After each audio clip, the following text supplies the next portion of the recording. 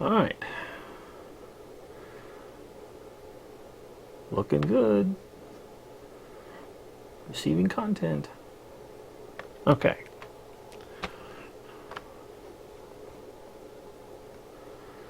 Now, just gotta wait for people to see it.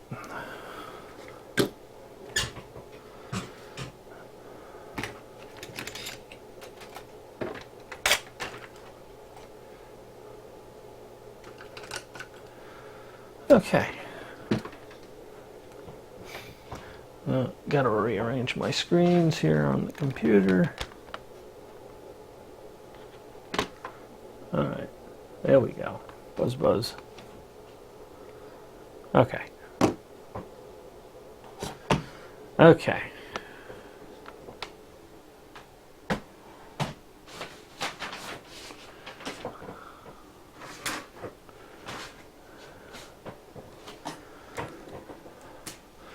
I just need a drink. Oh, my screens are still a little bit ajar. There we go. There we go. So I got something kind of neat today, since I guess this has been running about a minute. Yep. So I've made some changes. So I'm gonna try the changes and see how well these works.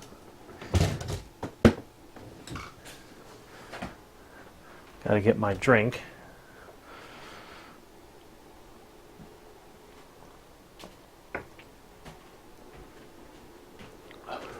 Okay. So what's cooking? Anything interesting?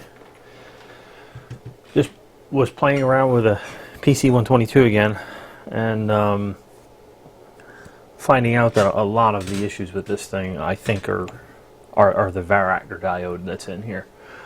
I tweaked a little bit, and I'll show that. I can actually show that better this time, which is what I'm going to experiment with tonight.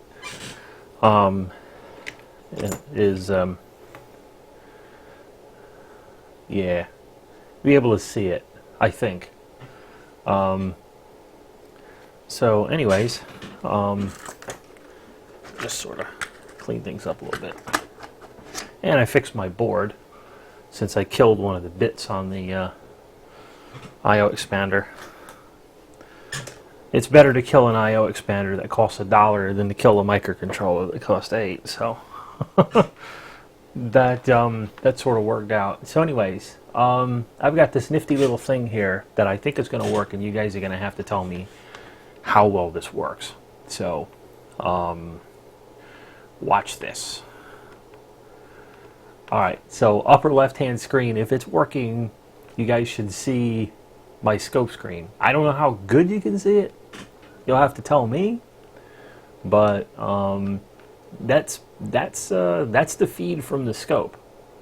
So I figured out how to incorporate the scope feed into this and put it in there as a sort of little picture-in-picture window. And I can change the size of that little window. So I think I go over here to edit, yeah, and then I can sort of make that bigger, and so you can see that that scope screen. So I think it's working. Yeah, I think that's going to be really a sort of good addition, you know, to this. So anyways, like that waveform is the lock detect pulse from the PLL in this radio. And you can see that, I don't know if you can see the setting. Like it's at 100 nanoseconds, 2 volts per division. I don't know if that is visible. I don't even know where that is on that screen. Suppose I could pull that screen up, because it doesn't look the same as the scope, obviously. Okay, you can see it down. It's down at the bottom. You can see where it says 2, and of course up at the top It says 100 100 nanoseconds. So I don't know how visible that is in the little window. Yeah, that's the Rigel software. It works good enough, and what I can do is what I'm doing is I'm capturing the screen from the computer and incorporating that into this window. So as sort of a picture-in-picture. But anyway, what I was going to show is just how fickle this PLL is. So I don't know how good the jitter is, if the jitter is visible. Like if I move the radio around, you probably see that waveform. If you look at it, that waveform's moving. I don't know what the update rate is on the scope. It looks reasonably close. Like you probably see it when I touch things or move things around. You probably saw it jump, maybe. Maybe not, because it happened so quickly. I don't think it's capturing the scope anymore. I certainly don't see it changing in the window. Huh. Let me make sure that the update rate is... Oh, I don't think it updates unless I have the screen focused. That could be interesting. But if I drag that off to the side, because you can actually see my mouse on the window, yeah, because it's capturing the mouse when I go over the window. I have to obviously figure out how this works. So if I keep that over there, maybe now it'll update because it's sort of focused. So yeah, you can see it jumping around when I touch things. So you can, the update rate isn't the greatest. But anyway, it's better than what I had. So if I get in here and I tweak that and see that thing is just whoop. So if I change settings in the scope,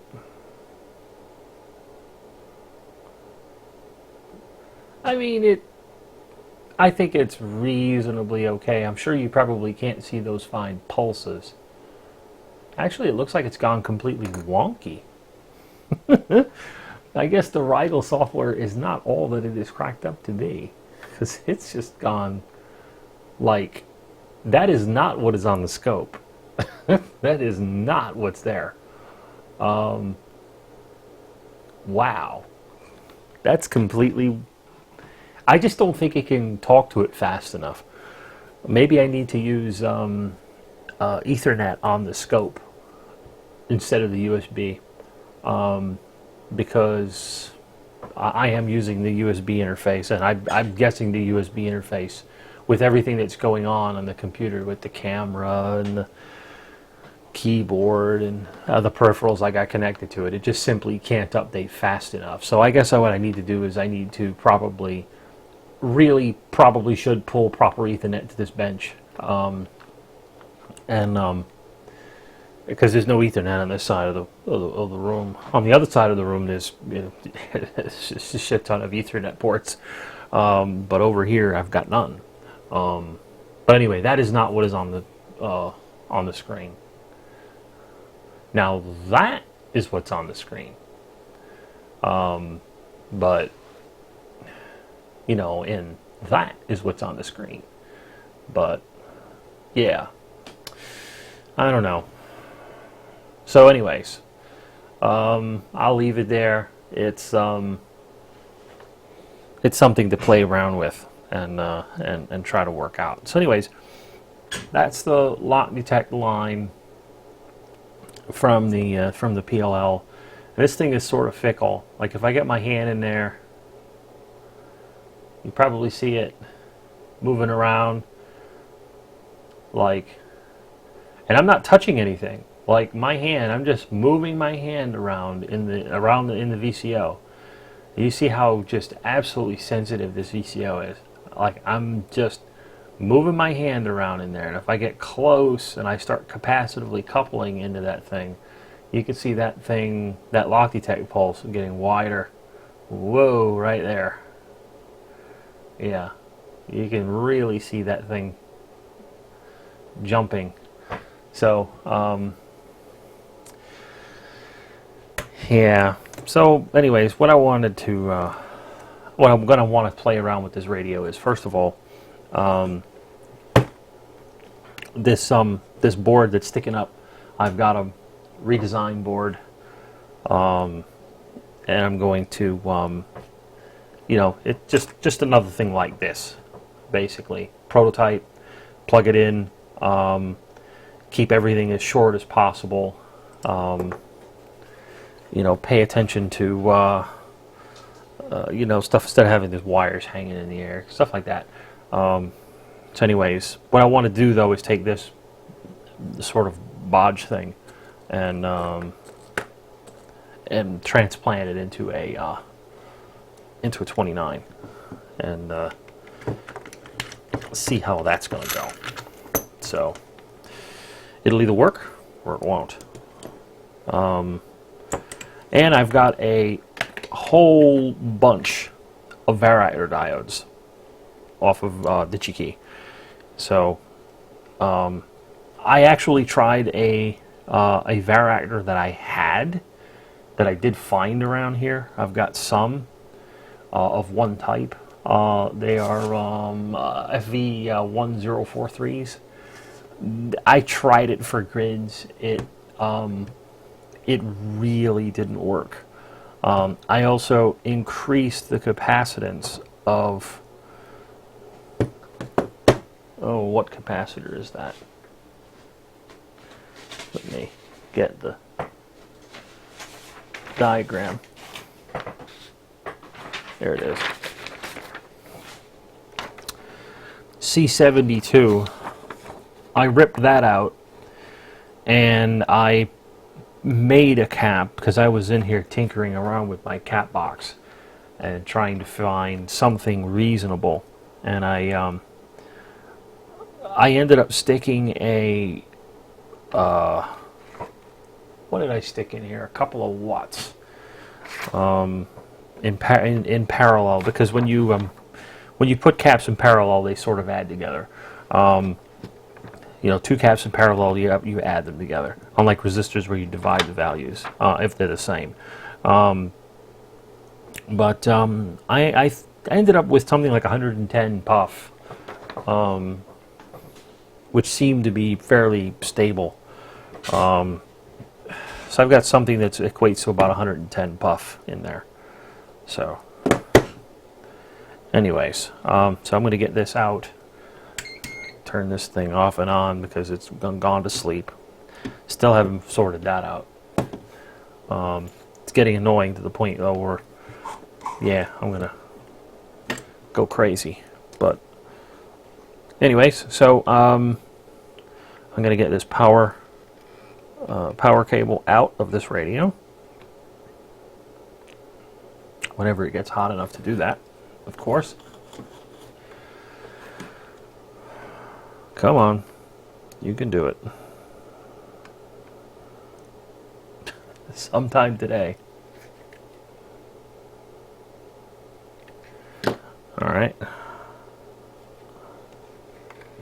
There we go. I definitely need this. So I'm going to put this, well, nope, I can't put this to the side yet because I need it. So I need to get this out.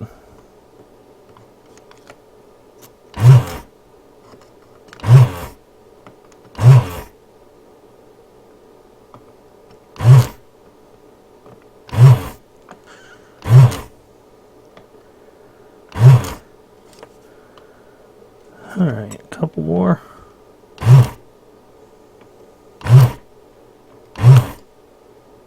Come on. I think it's getting clogged up, so.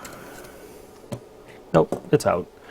Alright, so I'm going to put this to the side and come back to it when I get some varactors. I'm wondering if the 29 is going to have the same fate. So where is that 29? Because it just had the damn thing.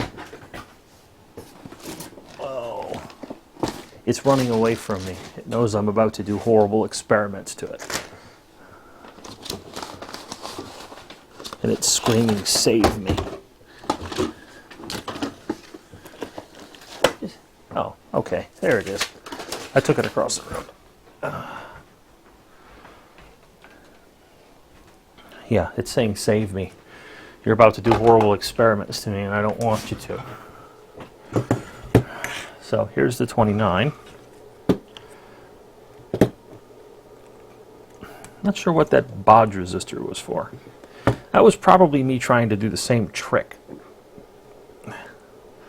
that I did to that radio that actually worked, which was to try to knock that phase detector line. Yeah, I had another jumper in here. I think I was trying to pull the same trick, but I was doing this with the 145 170 versus the yes, I'm using solder wick. I'm trying to be a little bit quieter because I got a little guy in the room next door, and it's like right behind that wall, and I think that thing is just pretty loud, and I'm not sure I want to wake that poor little guy up. Because then Mum will probably come in here and scream at me. Yeah, because it's right there. So yeah, I have a feeling that in the 122, the varactor diode is the culprit now. Because tinkering around with that definitely seems to change its broadband ability, if you will. I think everything else is right. So I need this diagram. I need to make sure I do the same or similar mods to this diagram. That and I could probably take that blank scope screen off of there for the moment. It's a tick box to make it go away, which is kind of handy. So I need to do the same mods. So like, and I may have done some of them already. These components seem to be bent over, but I want to make sure that I've done the same things here. So R86 is the one that I'm fairly certain that's the one that needs to go away. Let me just compare my notes here.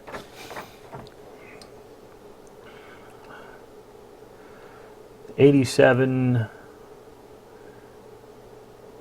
yeah. 87 I think needs to stay. So we got this 97, we got a 1K.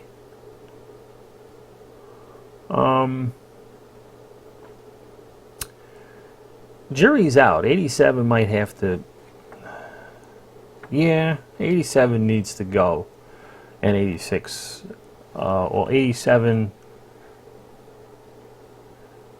and 90 need to go. If I can find them, because this thing's got wax in it, and I didn't get the wax out.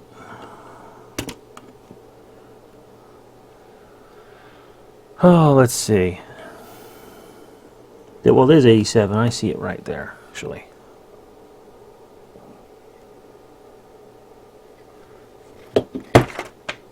Let me do that piece of wick. Alright, so I think that one's 87. There's 91.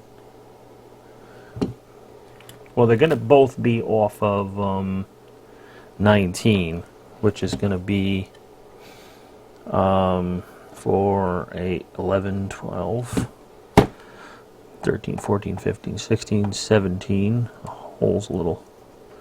18, 19. So there's going to be probably that one.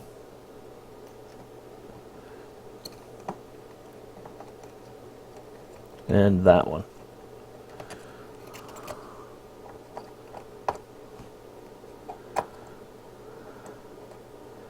Yeah, I'm fairly certain that those are the ones. And then we got one, which is 86, which should be a 10K, which is probably this one right here. Ooh, no? Okay.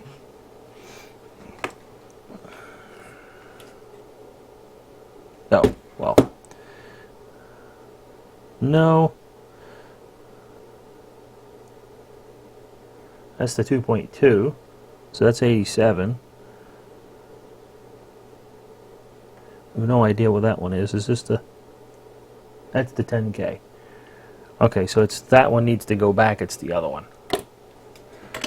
Alright, it's this one. Can't see the parts, bloody wax. Alright. That one goes back. Be nice if I had a handy chart on that bottom like that PC122 had. That was most decidedly handy. So, anyways, these are floating reasonably. Alright, so that and that are gone. That's going to be...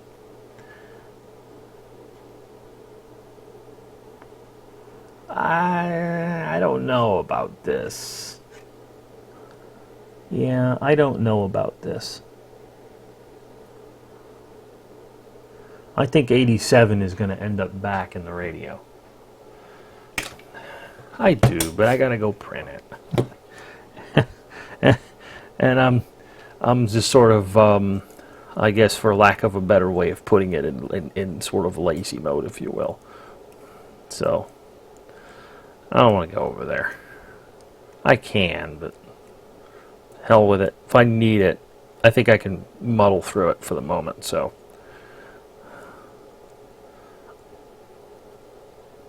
Alright. So, try to remember what these were. This is the oscillator. These I know what they are. This is the oscillator, and this is the... So this one goes to half reference. So these two quite literally go into those two holes, right opposite of each other, just like that. And of course it isn't going to cooperate and stay in there because these things are like springs. So, and they're not going to go through the holes. There we go.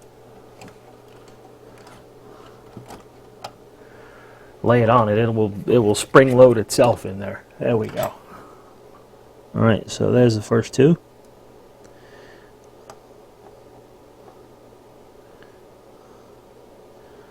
Okay. I think this white one is lock detect. Yeah, that's lock detect. And the yellow is the phase detector output, which is going to go into 19. Or right there. That one's going to go into 15. there. And this one is FN, which is going to go into 22.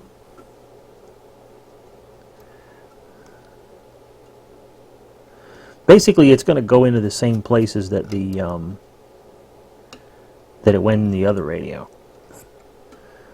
So it's the same PLL. So it's going into the same spots. Hey Peter, how's it going, man?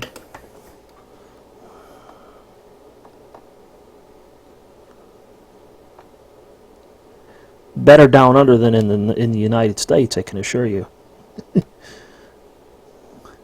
They've apparently been going just absolutely insane over here in America today, over this whole weekend.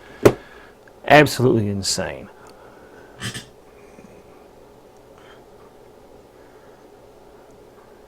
But what are you going to do? You're just kind of stuck. So you deal with it. But yeah, we've got I was talking to a mate earlier, and I started calling Gump Chancellor Gump, and that just didn't go too well with people. I'm actually not making a reference to Hitler. I'm actually making a reference to Adam Susan from the novel V for Vendetta, if anyone's ever read it. That's what I'm drawing the parallels to. Adam Susan. Should go read it. It's a good book.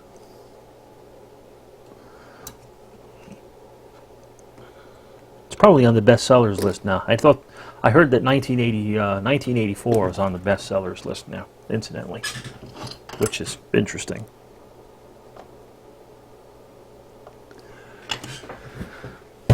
All right, so this is in now. The only thing left to do is fire it up and see what happens.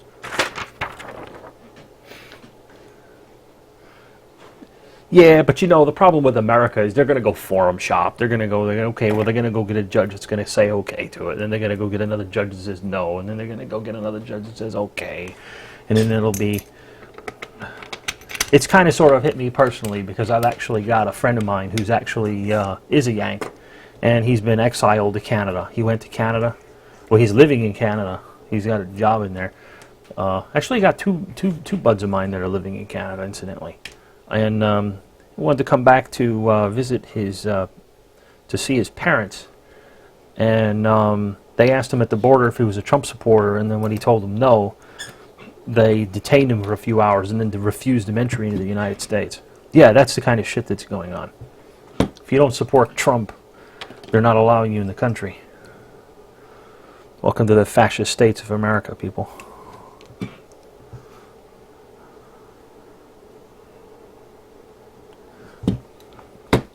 Hell with it, I'm just going to get it from here. Instead of trying to figure out where or how to get onto that power switch over there. Just ain't worth it.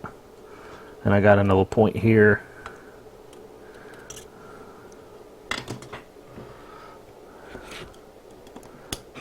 There we go.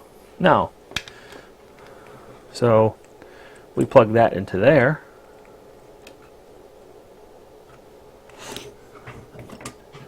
Let's see what happens.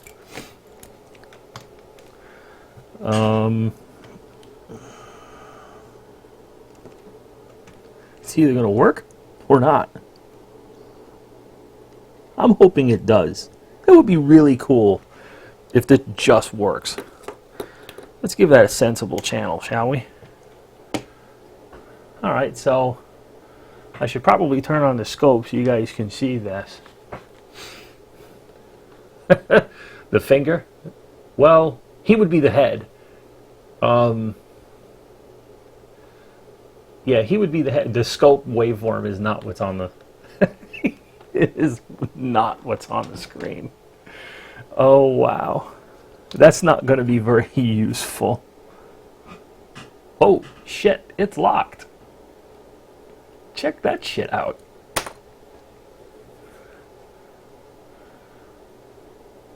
It's not on the... Huh? I mean, it's jittering, but... Yeah, I mean, it's...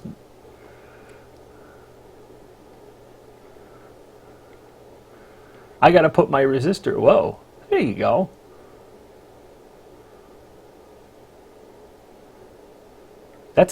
Well, that was a clean lock.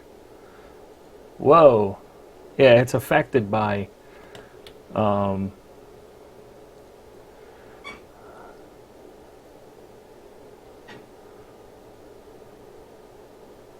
we go. It works. What channel are we on? I have a mic gain on this one at least. It's turned down, so I don't have to worry about that, talking. 26389662. Rock solid, but what the bloody hell frequency is that?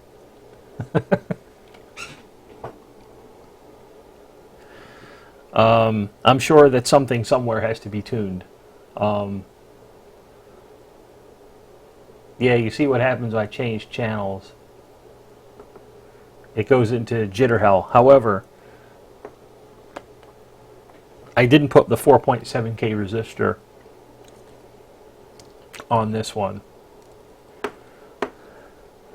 And I didn't tweak this tripler.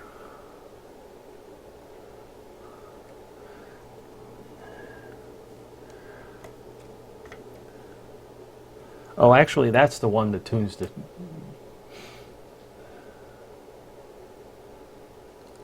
Oh God, I don't want to be as...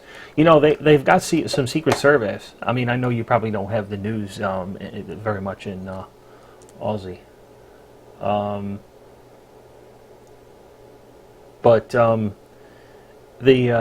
Hey, James. They've got some Secret Service agents who refuse to take a bullet for him. Like, they came out publicly and said, "I'm not taking a bullet for him."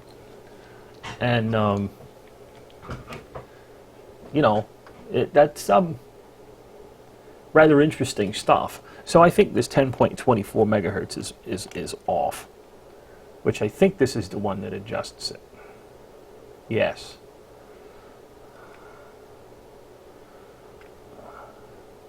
But it doesn't adjust it enough. So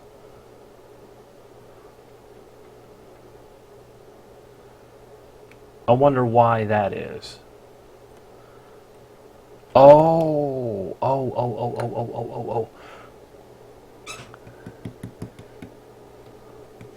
This needs that pin grounded, doesn't it, on the PLL? Yeah.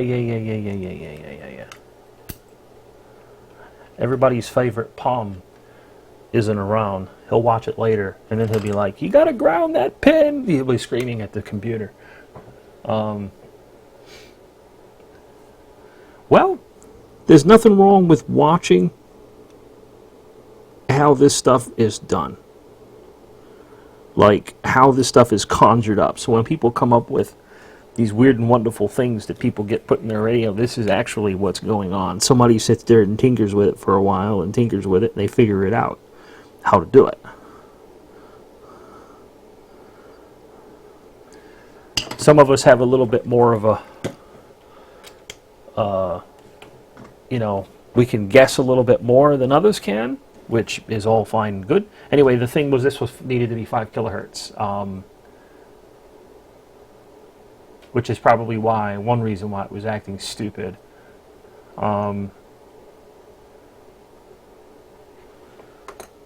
So the frequency is probably going to be closer to right.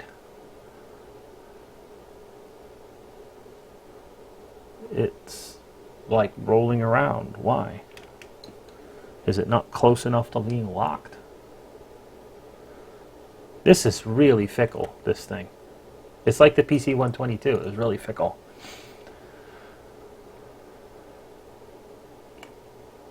Well, I grounded that pin because he wanted to see... I might not actually... I thought that was not supposed to be grounded. I'm having issues with the clamp on this wire. It's giving me a hard time. Come on. There we go.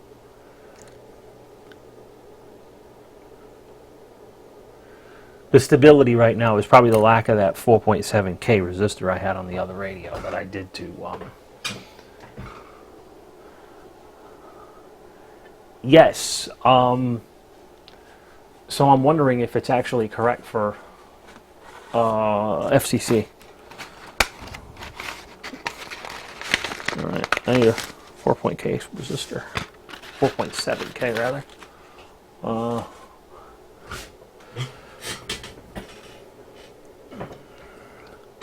But yes, for our collector enthusiast friends, the reason that sometimes that a lot of that these things are, you know what?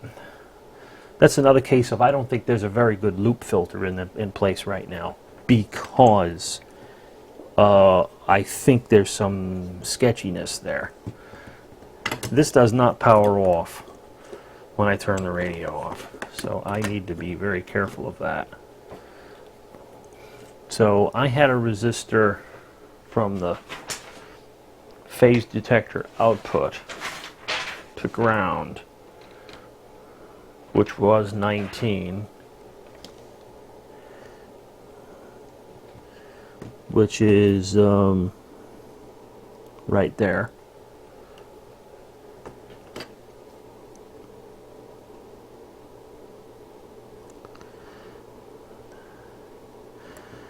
And there's a big glob of grounds right there. That should be good enough. And the only nuisance about this is whether or not that's going to touch anything. It'll be all right. So let's see if that changed anything. I have a feeling I'm going to have to probably build a loop filter.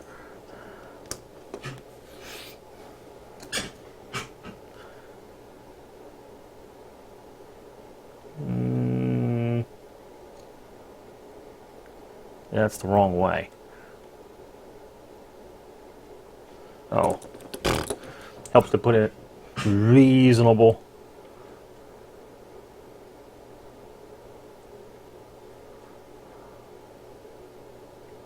Yeah, I think we need a loop filter. Yes, this is a Cobra 29. Yeah, I don't want to kill the whole board, you're right. It's just not registering on my frequency counter where we are, which is curious. This should change it, but it's not. And that's also curious. So let's look at that.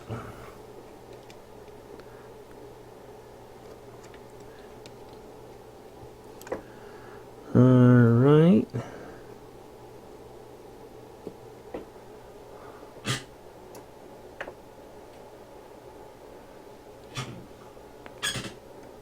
Let's see.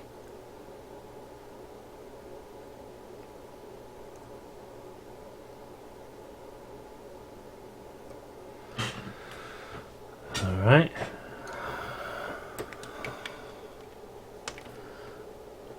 That's peaked. So I shouldn't have to fool with that anymore. Let's get back to my lock detect. Whoa.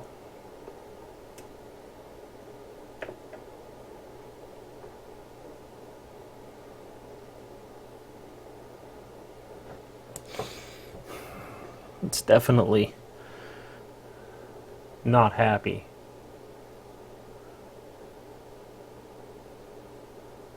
Yeah, I think we need to think about putting one of those putting that one back, which I don't recall which one it is. It's going to be the one that has the most effect, probably. So it's probably that one.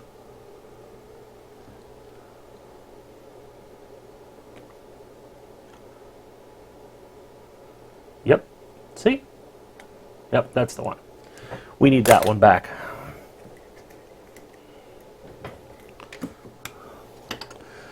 So that would be, what resistor is that one?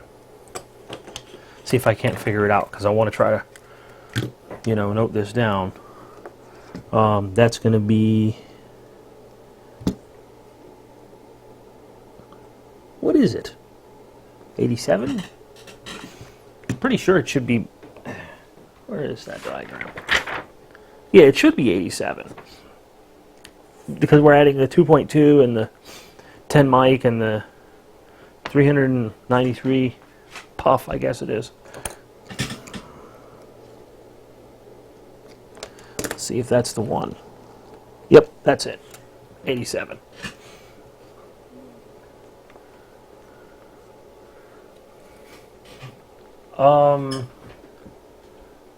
Notices about what?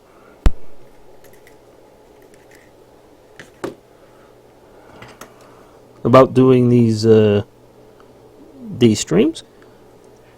People seem to like this, and then they go watch it later. You know, those who miss it.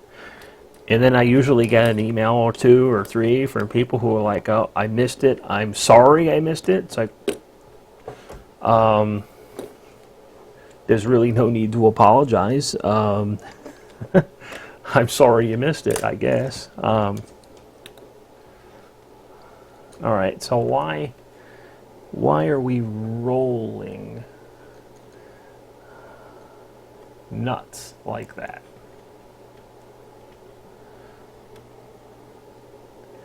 Especially since it was good. Huh. This is really curious.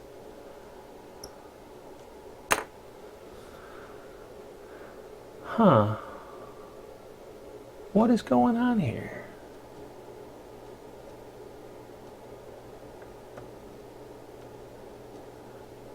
What is going on with this? This is peculiar.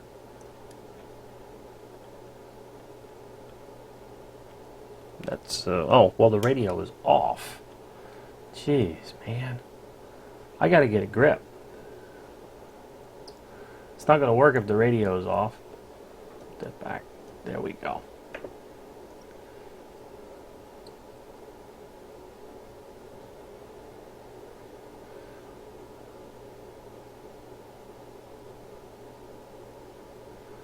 You know what?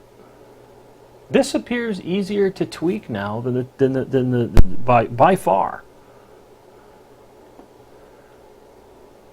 See, like there's no jittering and crazy noise and everything like that. I can just get that VCO damn near where I want it. I mean, it's touchy, as you would expect, because I'm also looking at it, you know, at 2 microseconds.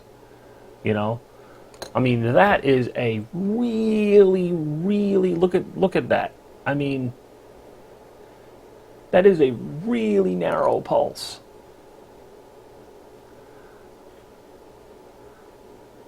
I mean, it is so narrow that that I can't, you know, it's wow, it's so airy. Question is, how much does it move when I change channels? See, that's not good when it's doing that. I don't know that that's really showing up on this little scope screen. That's what's so annoying about the scope screen's capture, is that it doesn't appear to be very good. Let me focus the window and see if that helps it. No. Not really. I don't know if I can improve the capture rate on this, because that's not what I see.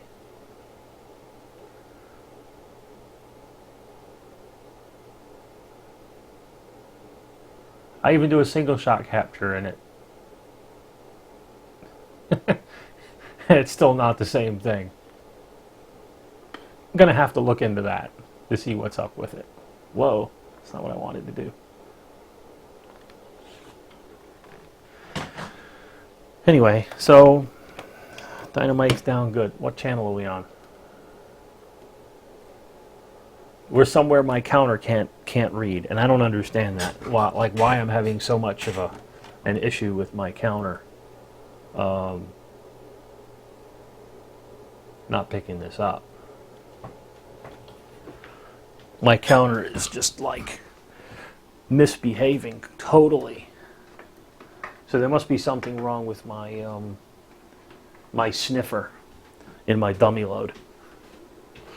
I'm probably going to have to pull a dummy load. Of course, the thing's filled with oil because my counter is just, it's like there's not enough signal to for it to see it. But if I go and probably do something like this,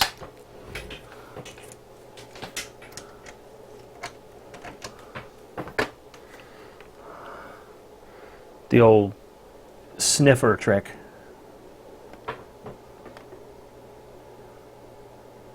No. Well, that's interesting.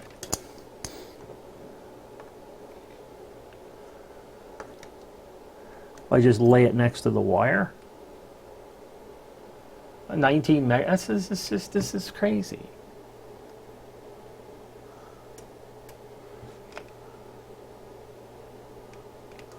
Yeah, I don't know. I'm playing with the trigger level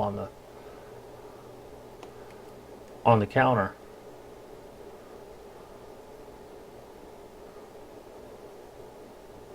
Yeah, I don't know. I can't get an idea as to where the radio is. I just can't get a counter to lock on it. And I see no jitter in the signal or anything, so I think my counter might have just gave up on me.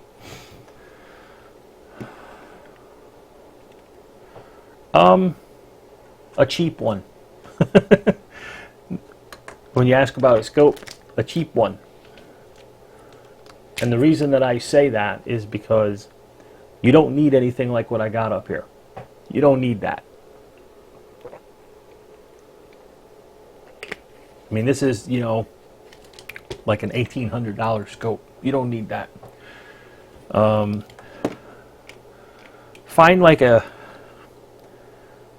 well, you could get the little Rigel one that they still make that is like a few $100s. That would probably be a good 26053. So the wider that pulse is, I need to have more RF into the counter. I need to look at. I think my sniffer is bad. But can I bring this in frequency? Yeah, I certainly can now.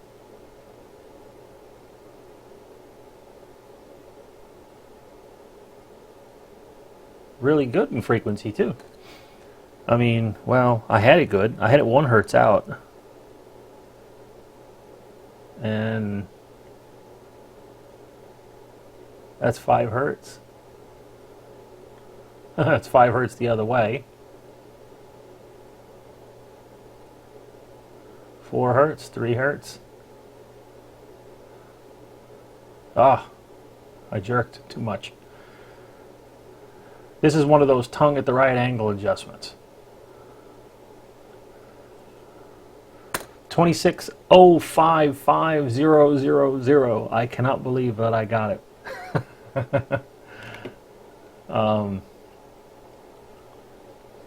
I have a Hitachi Crow under the bench here. In fact, if you the reason that I actually keep it under here is because I actually pull this out in all seriousness and use it. I'll show it really quick. It's got dust bunnies on it. I ain't used it in a few months. But I'll show it right quick because you ask. There's no harm, no foul. I don't know how well this is going to work. One of these. I've actually got a few of them, and they're pretty good. So I think you can see that. There you go. It's dirty. It's been under the bench, but yeah. See, there you go.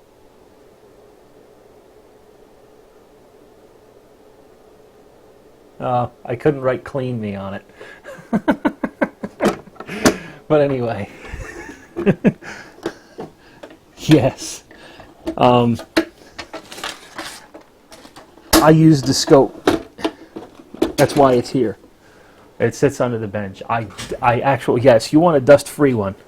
The dust is optional. It's a good scope. It really is. It's a good, plain, easy-to-use scope. But you know, that will get you started. If you really wanted to play around with stuff, I think that one of those will get you started.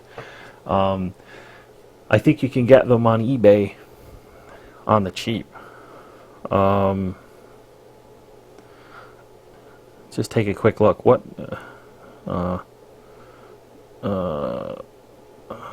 Let's see. $100, 50 megahertz, the big brother to the one that I just put back under the table. The 50 megahertz model, $100. Buy it now, $32 shipping. If it works, there's absolutely no reason why you can't get this beastie right here. Absolutely no reason why not. I think that will do the business just fine. They have the 100 megahertz model, which is the V1065. That one's $260. I mean, you know, the V4, the 422, the one that I just pulled out, somebody's got one listed for $200. One's from 156, 199. The 209 is now 20 megahertz. You don't want the 209, but yeah, you get the idea.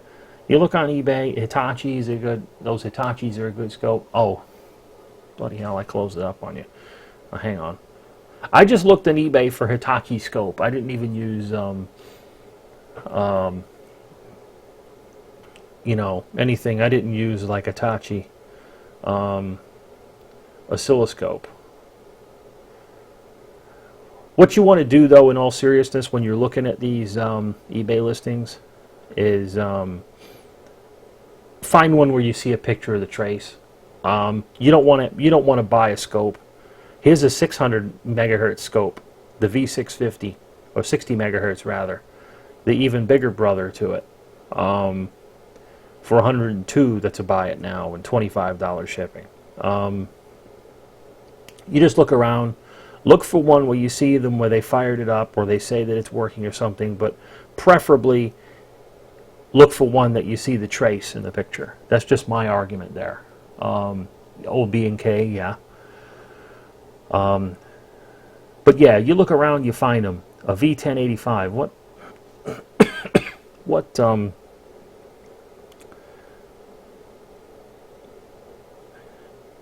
ooh. There you go. That'd be a good one because it's actually a Hitachi V1085. It's actually one of the early digital storage oscilloscopes. So it actually has the has some rudimentary stuff. Yeah, but you look around on eBay, you find. Yes, totally easy to find a good cathode ray oscilloscope on eBay for cheap. And that was just looking at Hitachis. Tektronix, you're going to spend a little bit more money. I keep that Hitachi underneath me because, well, I've got like 4 other ones. I've got plenty of them. They're just good scopes. They just work. All right, so this thing's at 2605 megahertz. Let's try to put this thing in CB. You know, instead of wherever we are, which is obviously down in the bowels. There we go. All right, what channel is this? That's 2630.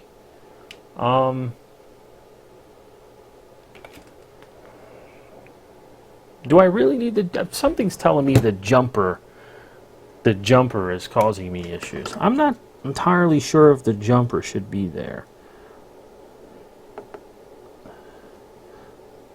It's 5 kilohertz for... I know.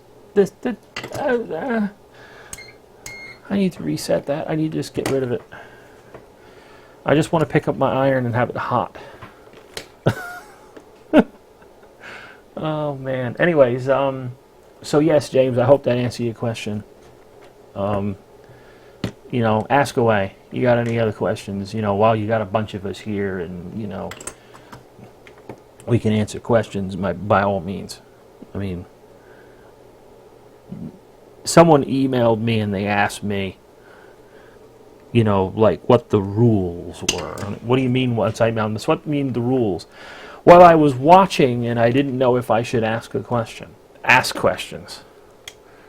You know, just don't ask me what time of day it is or something unless you're really just genuinely curious. I'm on the East Coast, incidentally, but you get what I mean.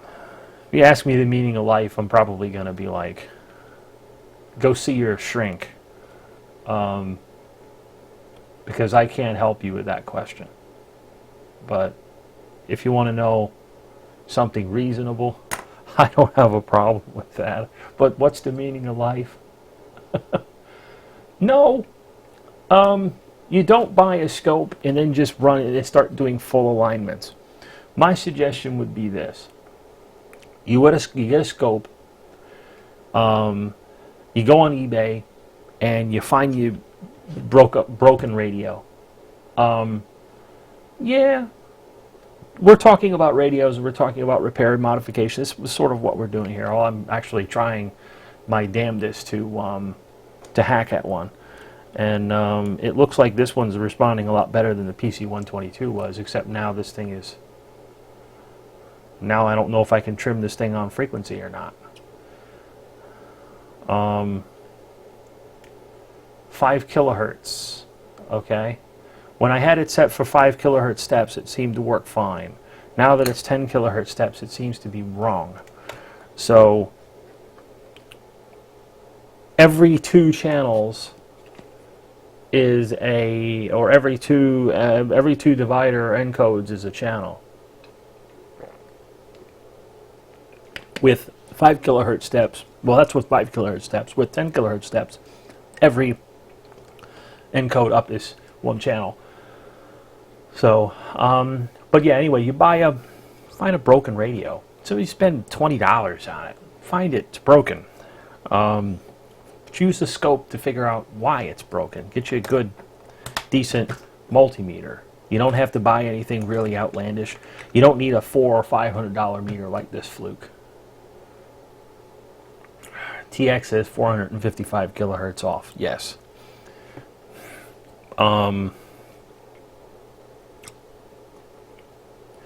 The jumper needs to be there.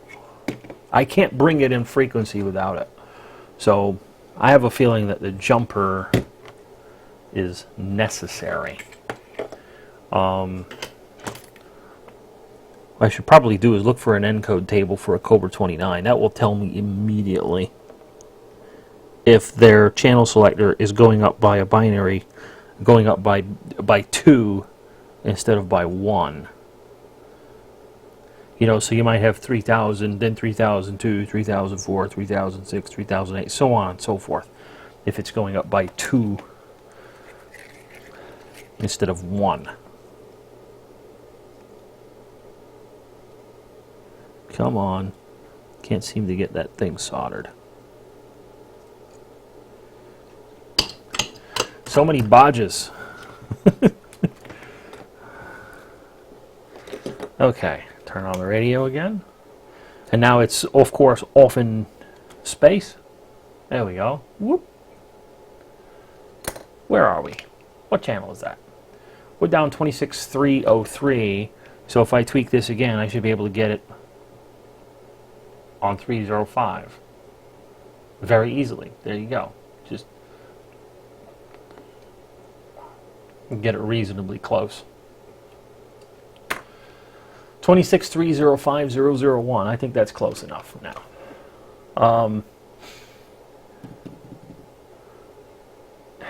Yeah, I'm probably going to have to go find one because... Okay, so where are we here? We're drifting out of lock very quickly. It's like strange how quickly this thing goes out of lock. That's 26390. That's because we're in between. And that should be 39. Where did we end up?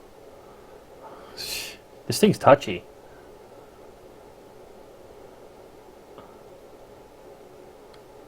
It's working. Wow. The wax in the slug, when I put the screwdriver in and touch it, it pulls the slug a little bit, you know, because it's kind of gooey and sticky. So I turn the slug, and I get it to that pulse is like nothing. And then I pull the screwdriver out, and it like tugs on the slug. And yeah, it's fickle.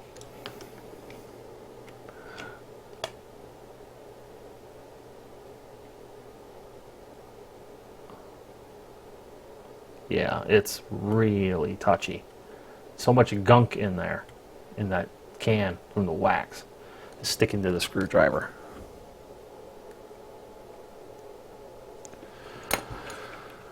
Anyway, so that's 26395, 264. That should be 26405, but of course it's basically drifting out of lock very quickly. The 980 is a digitally controlled phase lock loop. There's actually two PLLs in it. One is for the weather receiver and one is for the radio. I have decoded the CB's PLL, you know, basically by observation. And then I actually found a data sheet after I went through all that effort. Like I didn't even think to look for a data sheet because I didn't think I was going to find one.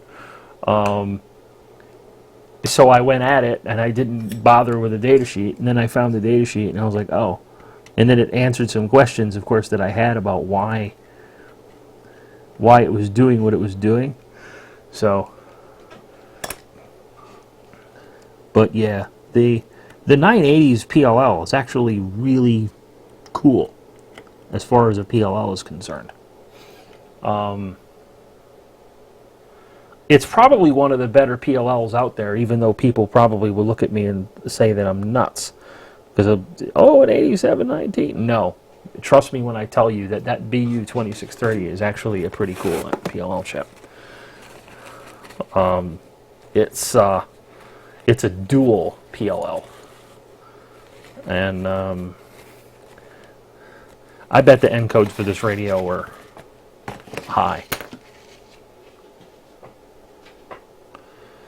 No buzz yet. I put the phone down, buzz. 2 emails. Your DigiKey order has been received. I did that a while ago. I'm just getting it. Okay. Well,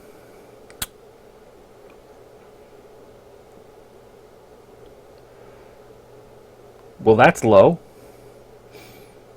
1, 2, 3, 4, 5. I mean, the encodes are literally 1. Really? In binary, that's 1, 2, 3, 4. Okay. There must be something. It's that plus whatever default or value in the let's see, UPD 2824. See if it starts with a number or something like that. Because it probably starts with a number, and then you add 1 to that, and so on and so forth.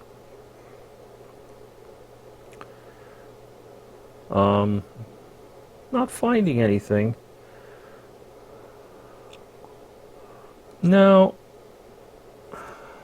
not at first glance.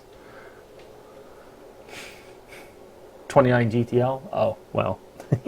It's just like, that doesn't make sense. Because I'm not sending it 0, 1, 2. It's probably getting like, I don't know, 130 right now. So, yeah, we're off. That's 26405. So to get this thing up in CB, that should be pretty close to being in CB right there. Just give the thing a spin. Or FCC rather. The American CB band. There we go. Where are we? Oh, come on with this.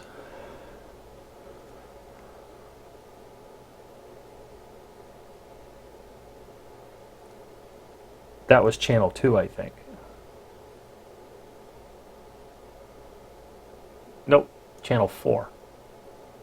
We're on channel 4 right now. So that's that channel 1?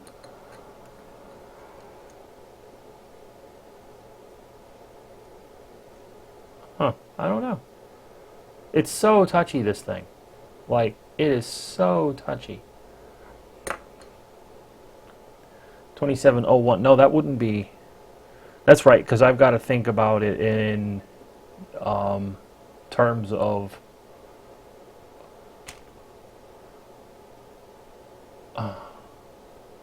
locked and loaded. Well, I want free band and one of mine above 40. What do you mean? Free band above 40? You mean like 415 and up? This is on channel 5 right now. It's interesting. Yeah, this PLL is... It has no range. Like, I mean, no range at all. One way or the other, I get like... Before that pulse gets narrower, wider. So I can get that thing, like, there we are, 27005 or channel 4. Thing has no... It's working. Don't get me wrong, it's working, but it has no range. I wonder if my resistor is not applicable to this. So let's just take that off right quick.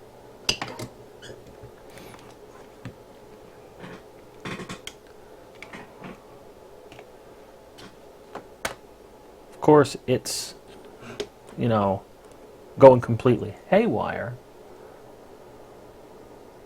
Actually, it's not that much further out than where it started.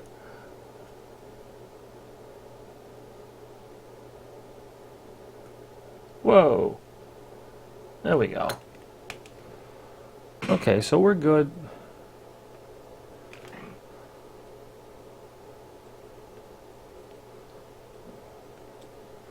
I think range just got better without the resistor.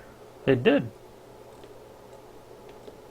Yeah, range just got a little bit better without it.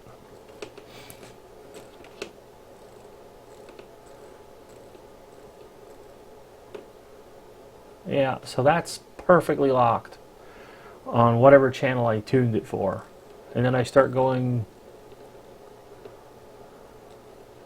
And then of course my frequency counter loses itself for whatever reason. Maybe I got something wrong with this coaxial cable. Let me try to change the cable, because this is not helping me that I'm having my counter. Bear with a wire a second. I'm just gonna take that one out of the dummy load. Put this one in. I got a sniffer in my dummy load. Like, I built my dummy load. I've got a sniffer in it. You know, I can't put a whole lot of power into it. That thing will handle what? Maybe 50 watts. It's not a high power dummy load. It's just a bunch of resistors immersed in mineral oil. Still no good. I got 4 watts coming out of that radio. But the counter can't sniff that. What's the President McKinley? I can't say I've heard of that. Well, I've heard of President McKinley. I know he's a Yank president, but yeah, what kind of a radio is that? So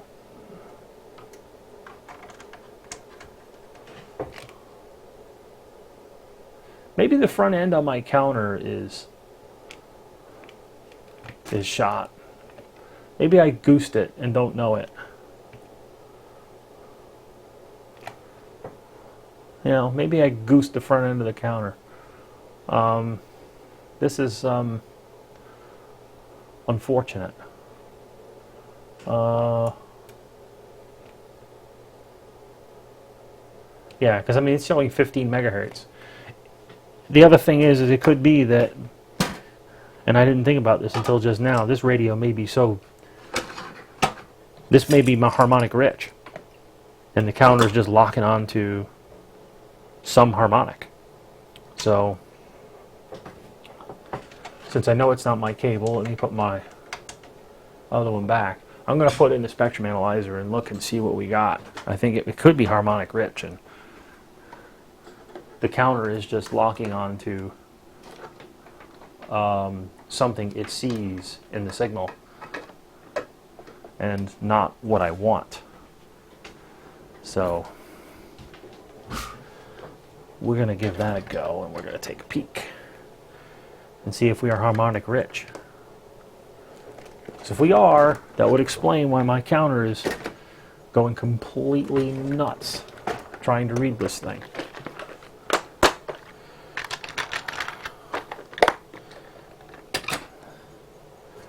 All right, so I'm just going to take the sniffed output there, and let's see what we got. Let's say I want start 0, stop, say 100 megahertz. Whoa. Holy smokes. Looks modulated. it looks modulated.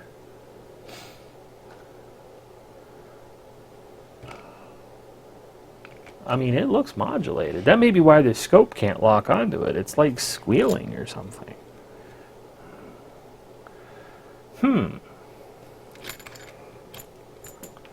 Let me just try to shunt the 2 pins. There we go. It looks modulated. So what would it be? Well,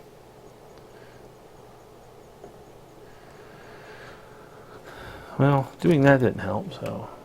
Oh yeah, that's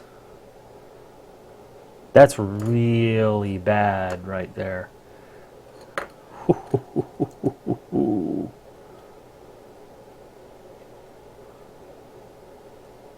Oh my God. That's horrible. Horrible looking. Holy smokes. That's got more spurs on it than I can count.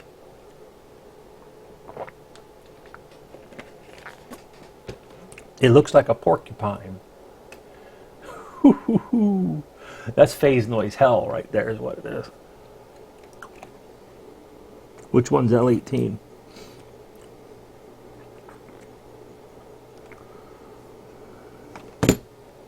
No. Did I?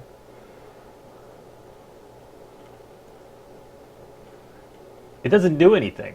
L18. What is it supposed to do? I don't have that part of the schematic. What's it supposed to do? Because it doesn't do anything. It looks bad though. That's phase noise. I mean, that's phase noise. It's like, wow, holy shit, bad.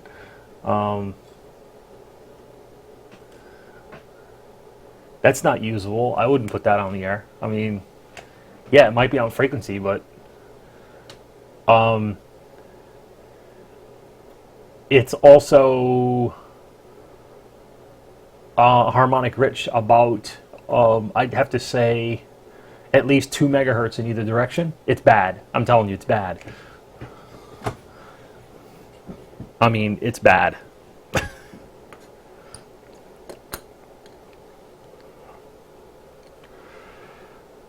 Okay, so we got a we have a absolutely crappy VCO loop. It's just harmonic rich, phase noise hell. So, what do we do?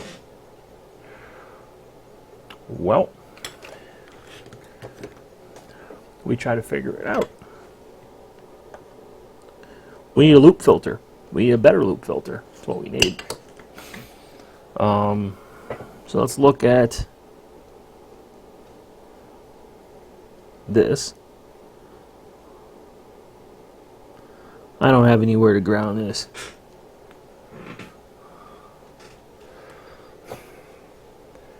I mean, that's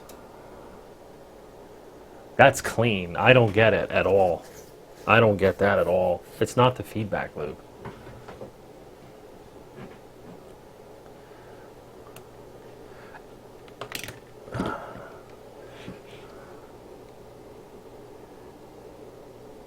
Then what's L19? L19 was waxed. So L19 is the VCO in this radio. L18 didn't do a damn thing, which was interesting. But 18, 19.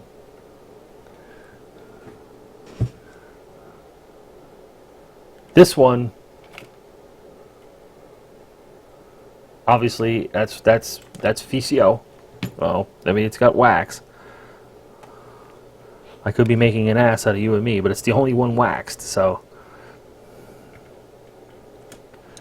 18 didn't do a damn thing. Oh no, it does. It's changing the lock a little bit.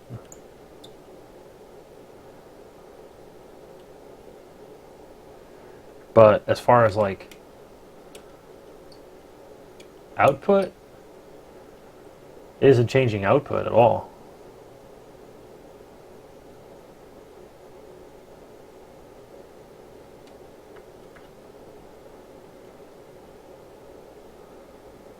Okay, so what is this? What is this? Where are we?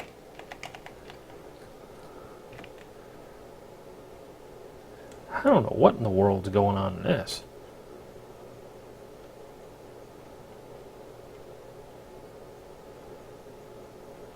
Oh, this thing is... We got dancing all over the place. Wow.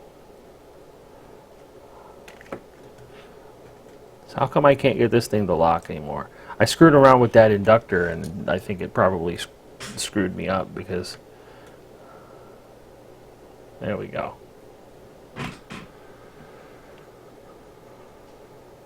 Because I got like nothing output now.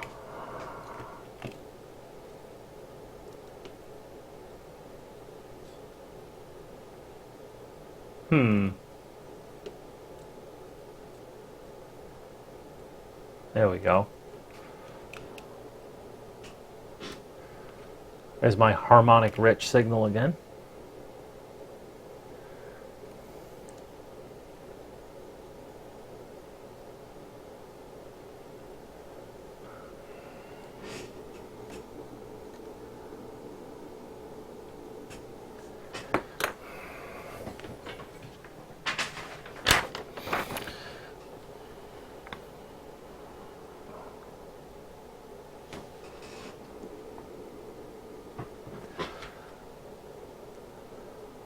Unless my silk screen is wrong, I'm looking at the schematic. L18 on this schematic is the VCO. But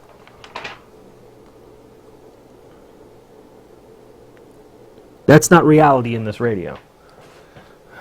That is not the VCO slug in this radio.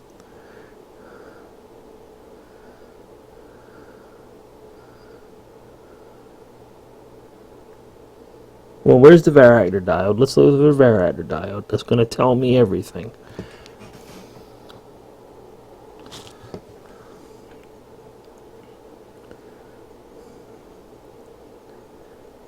So why would they wax it, and why is that changing the VCO?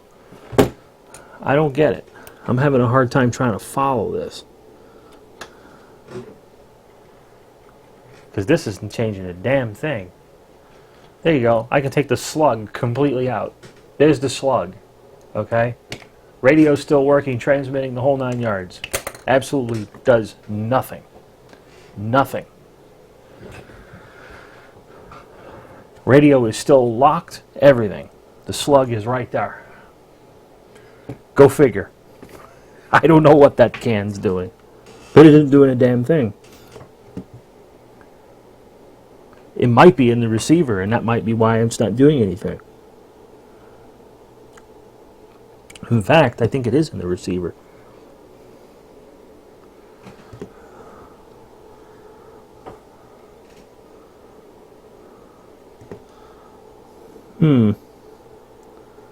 What is this can doing? We got a jumper, we go over across here. It's in the receiver. On this radio, it's in the it's in the silk screen. It may be something, they may have changed something in these radios in some production. This slug is doing nothing at all. Like nothing. I can tune this thing, take it out, it does nothing. It seems to be receiver.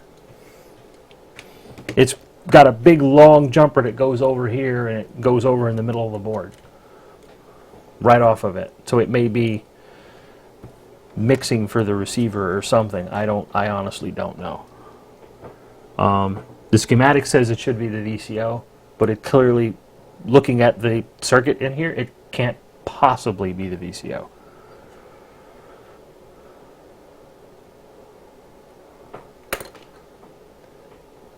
Wow, that's clean. No phase noise. There we go. Until I change channels. So I can get it clean for one channel. And only one channel.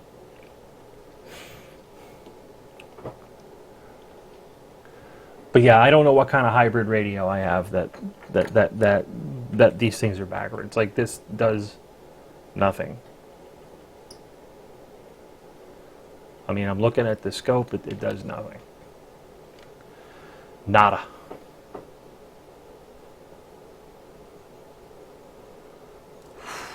Phase noise, man, phase noise. My lock pulse is really tiny, so I can get it working on one channel, incidentally. One channel. But, let's see. Yeah. Well, let me put it this way. I could get it working on more than one channel. It's just that the phase noise is so bad when you move channels that it's not usable. You put this radio on the air and you'll probably destroy everything from 26 to 28 megahertz. It's that bad. Put an amplifier. Basically, it turns into a noise generator. It's just a noise generator. But I really need to solve the mystery of this L18, L19. I have to, because otherwise I don't know what I'm looking at. You know, I don't know what I'm looking at. I can't make any kind of educated guess to figure out what I'm doing if I can't even figure out what inductors are doing what. Oh, so schematic time. I think I got this one somewhere. 29 LTD Classic. I've got the redrawn, which is what I'm using.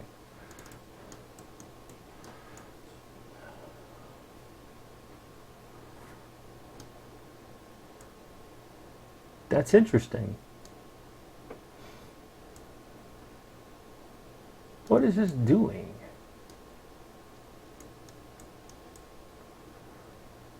First mixer, okay.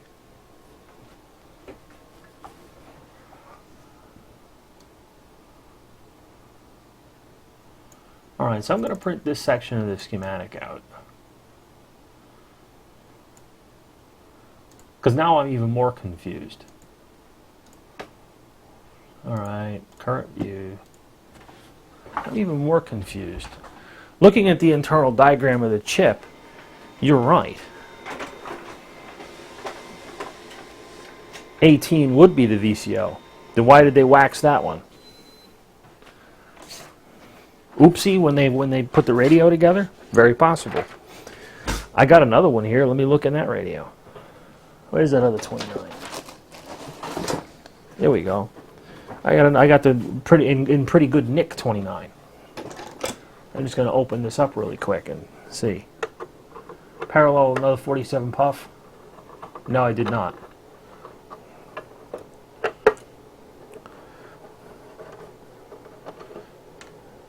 The reason I didn't is because this one looks like it uses a different diode.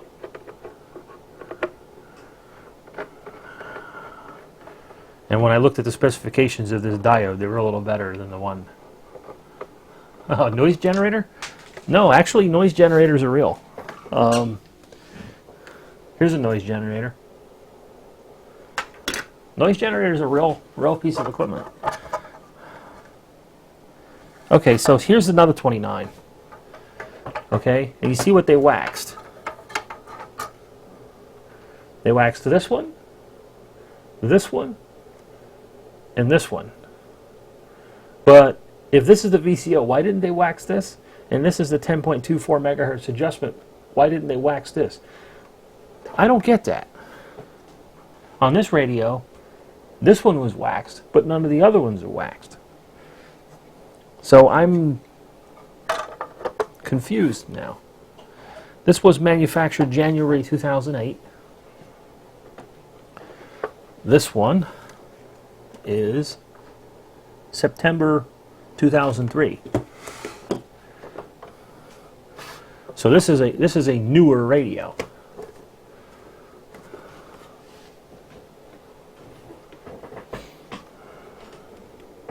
That's right. L19 is the one on the left.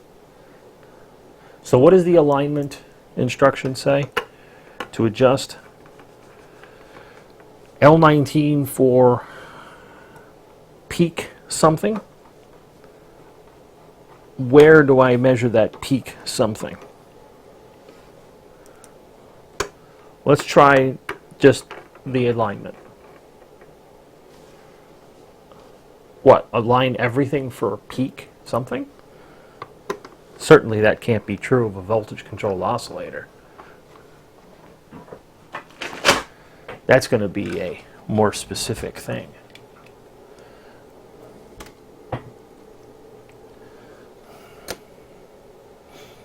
So if you have the thing, what are you measuring and what are we peaking for what? I see some TP4.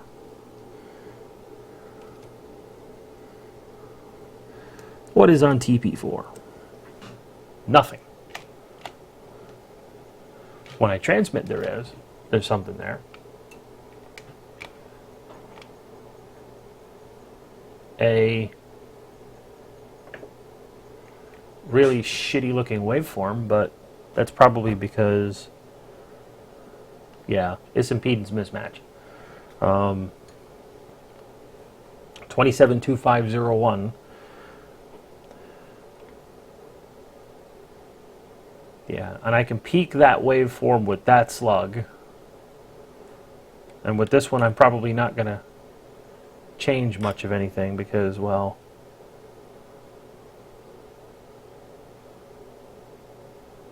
that brings it in and out of lock. With and without phase noise.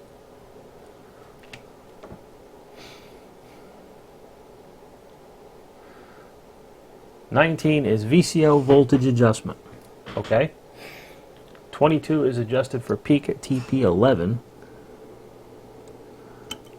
I got a TP4 and a TP5 and a TP1 and so on and so forth.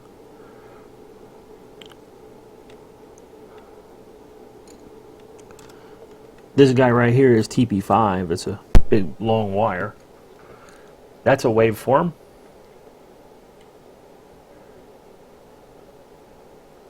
That can be peaked with this slug.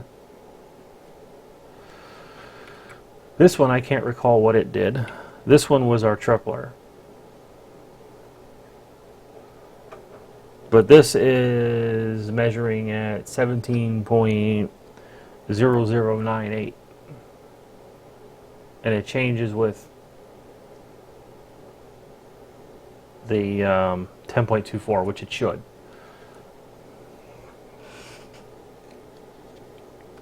But as far as a TP11, I don't see anything in here or even approaching that high of a number. In fact, I've only seen 3 test points in this radio.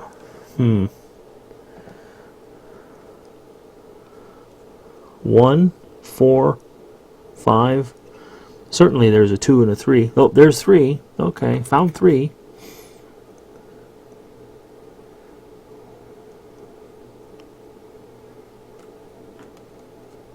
No, afraid not. Yeah, afraid not.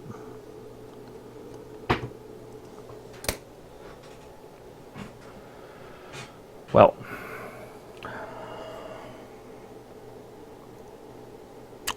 anyway, it's getting not interesting really quick. So, that only has something on it when it's transmit. This has clearly the VCO's output that goes away when you transmit. And that's probably because this goes to the receiver and it's cutting the receiver. That would make sense that it would be cutting the receiver.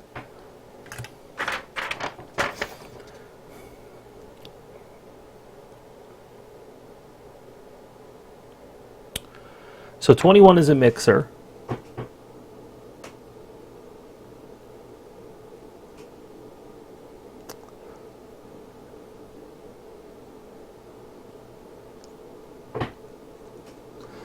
It's a double can.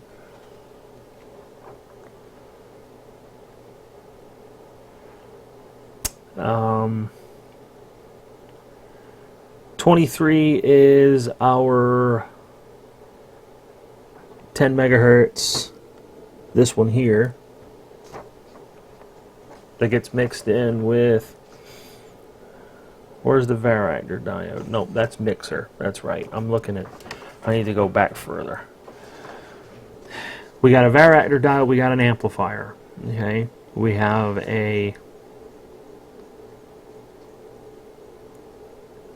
slug, which is L18, TB3.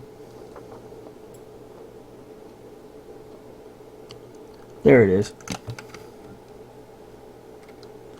There's our VCO output. It's in a weird place, but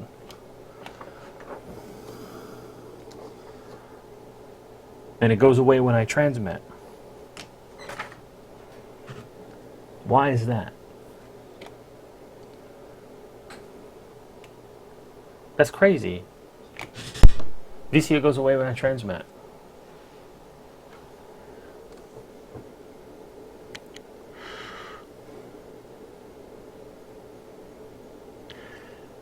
'19 is tuning the varactor slug, so 19 is definitely a VCO adjustment.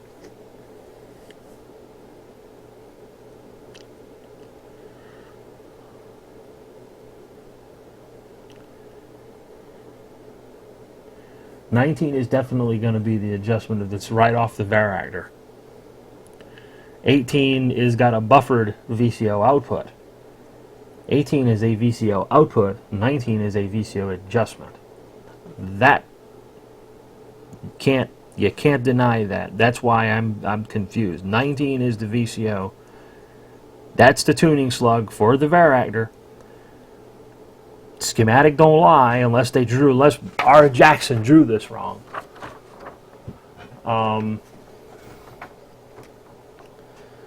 Unless he drew this wrong, but I don't think he did. All 19 is the VCO adjustment. But why are they coupling that into a mixer? That's just interesting. 18 is tuning a output of an amplifier, probably for matching purposes. Hence the whole test point thing. And so that's why this doesn't do anything to adjust the VCO. It adjusts the level of its output, but it does not adjust it in any way. 19 is the one who makes or breaks whether or not it's oscillating or not.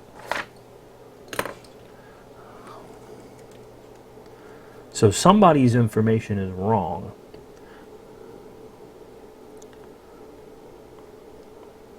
Because that's not how that works. So they're vampiring some of it off to go into that mixer. That's the curious thing right there. That's interesting.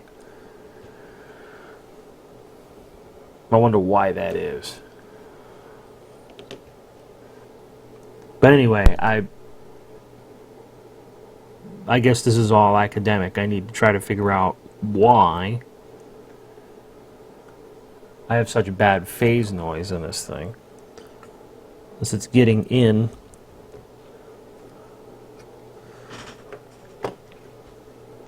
It's probably getting into the PLL.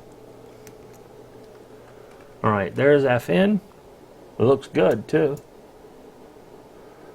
Now, there's some phase noise in it.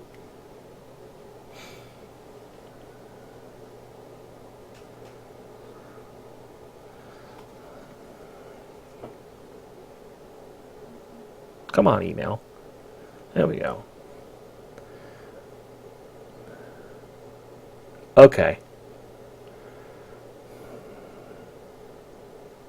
And it has the frequency of the cans. Okay, so we got 16 megahertz. They show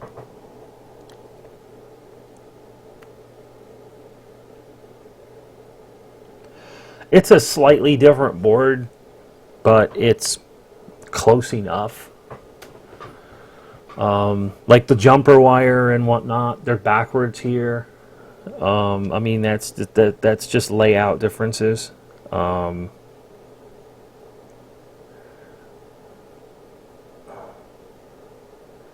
So 18 adjusted amplitude, 19 adjusts VCO, which FN has a lot of phase noise on. And now it doesn't. But it's also not locked anymore. Jeez.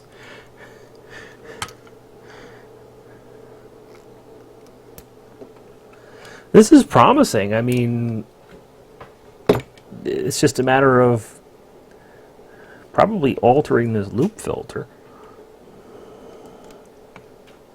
Whew. And then you have a 29 that goes all over the place. Yeah, see, this is mystery to me. Like, why it's doing this. I don't get it. I think what I really need is some boards so that I'm not bodging this in. Right, it's exactly. So,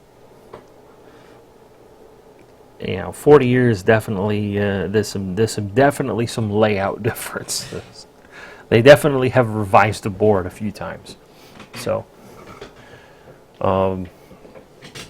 how can I get the phase noise better on this thing? Where's my other half of this? There it is. FN.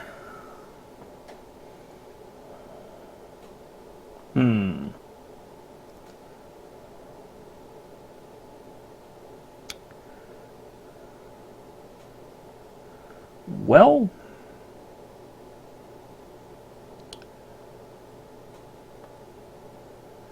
I wonder what happens if we stuff R86 back in. I think it'll just not work, but what the hell? If I just touch it, touch the lead. Huh. That's interesting. Wait a minute. Oh, bloody hell. R86 is connected. Oh. Iron one off. That's going to cause all kinds of problems. No wonder I can't get it to work but for like one channel without going completely nutso with noise and stuff. Damn it. I had unsoldered it when I was working on this the last time with the other chip, and I put it back because we were trying to use the B phase detector on the PLL on the 145 170. We're trying to use B phase detector instead of A phase detector.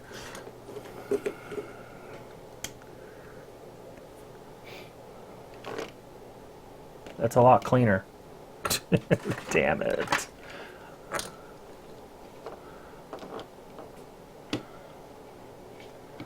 Oh well. It's all good. Alright, so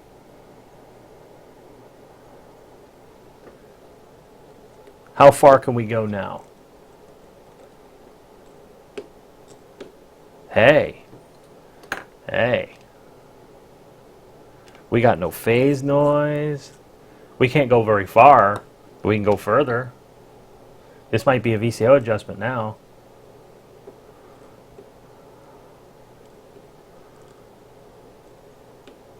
Yeah. Get the frequency counter. Frequency counter should lock onto this now because it's not full of freaking noise. 26949.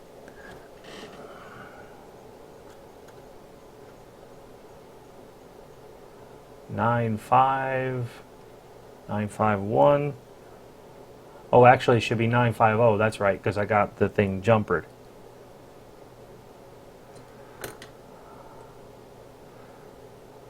Nine 970, 980.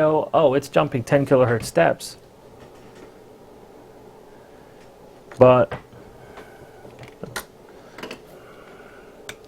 take this jumper off again. But it's in between channels.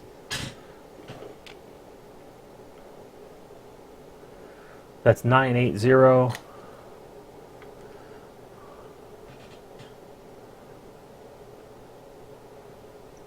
978, 977.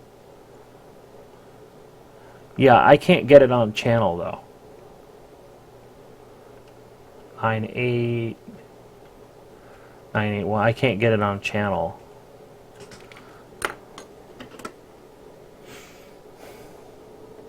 Usually that's the case. Yeah, the the 5 or 10, because what it's doing is it's changing the reference, which changes the dynamics of the loop just totally. So the loop, the lock times look a little slow on the VCO. When I'm looking at it, I can see it, you know, I can see that it seems a little slow, but that's actually easier to remedy than it sounds. I can't get this thing on channel.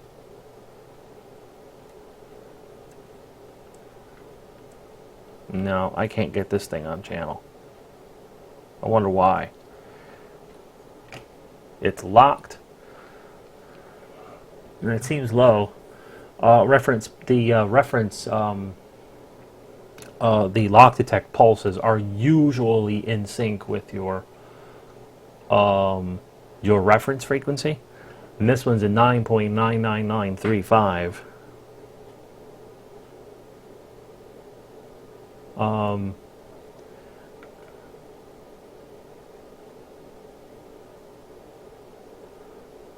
I bet I know what it is. What are you supposed to adjust L23 and L22 for?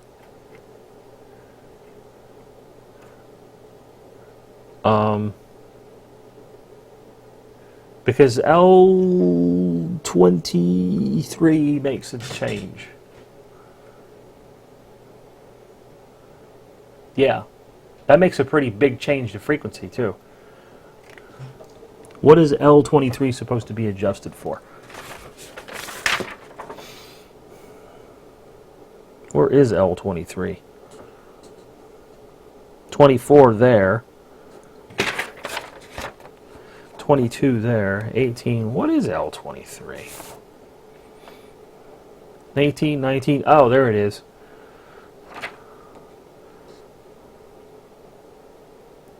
That changes frequency?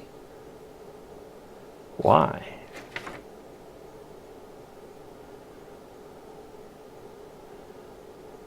Yeah, why? Does it change the transmit frequency? Because it certainly is changing the transmit frequency.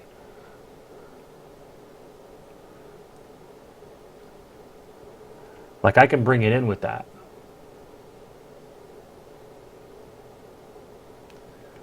No.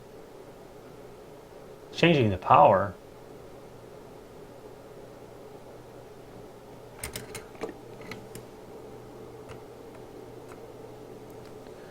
What is this doing?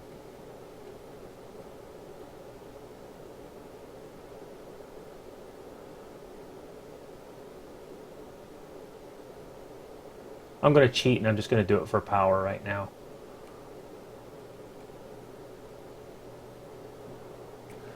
Because you said TP10. See if TP10 is...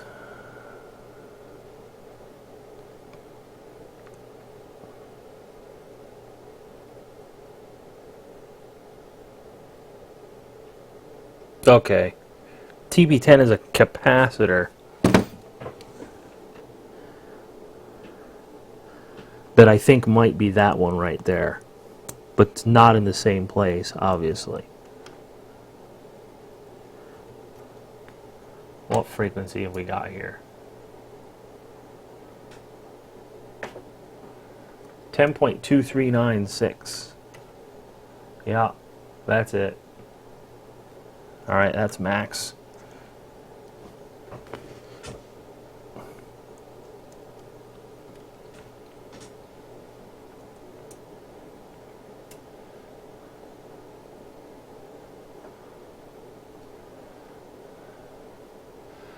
Hey, this is looking good now. I mean, it is, really. So, let's, TP3.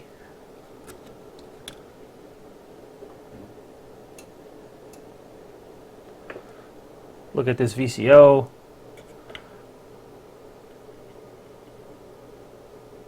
Tune that for a nice, even, symmetrical waveform. Let's go back to my lock detect. My tried and trusty lock detect. There we go. Got a good down pulse. Let's look at the spectrum analyzer and just see if we got any spurs. We got no spurs. We got a perfect clean waveform or spectrum on this radio now.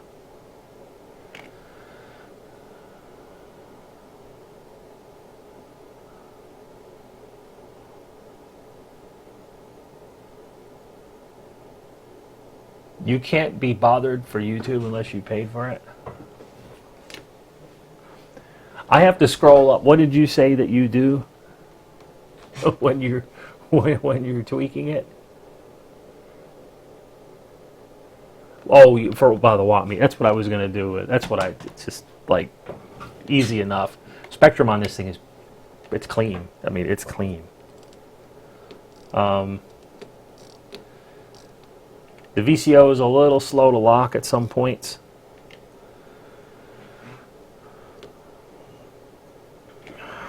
Let's see what our frequency range is. So this is 27258. Let's see if we can't get this thing. I can't get it on channel though. That's what's so baffling.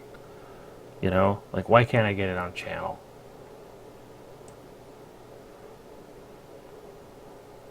Yeah, I don't get this. I can get it in between channels.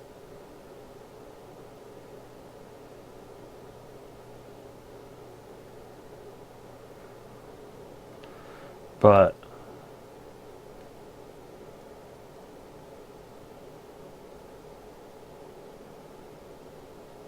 it's going by varying by 10 kilohertz, but what in the world? It's crazy. It's like 2724, 2725. I mean, dead even. Dead even. Oh, you're at work. Okay.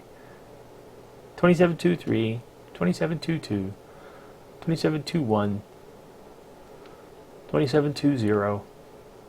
You know, 19. What is the lowest I can go? 2667, 2659, 2638. Holy shit. 2623. Holy shit, this thing has some range, man. Oh, wow. 2613. 2604. You gotta be shitting me. 2599. 2589. I can't go any lower than this. 2579. You've got to be shitting me. But I think it's probably noisy down here. Yeah. It's got some spurs off to the side. Don't know what I just dropped. It's nowhere as bad as it was. It's definitely showing signs of degradation in the VCO down here. But okay, guys, I do believe I have probably the most wide-banded Cobra 29 in existence right now. This is insane. And if I give this VCO a tweak,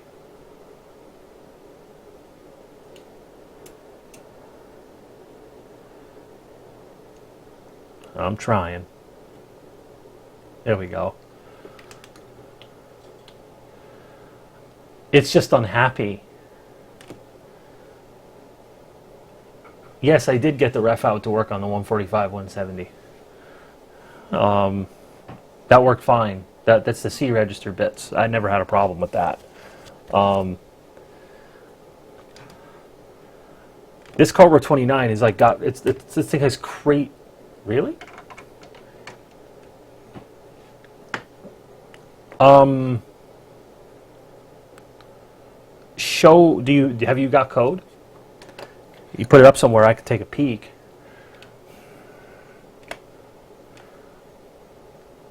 Okay, the bottom of this radio is 25.79 megahertz. This is nuts how far this radio will go.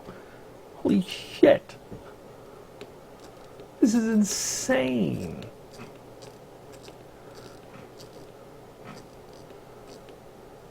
Holy crap. Okay, so the way I got the VCO tweaked right now, we got to start losing power real fast around 27.55. And that's probably because of how the thing is tweaked. But this PLL is not losing lock. You have got to be shitting me. Okay, there we lost lock. Okay, top frequency. I don't have any RF output to measure it. Oh, wow. Let's see if I can get a little bit of output so that I can measure.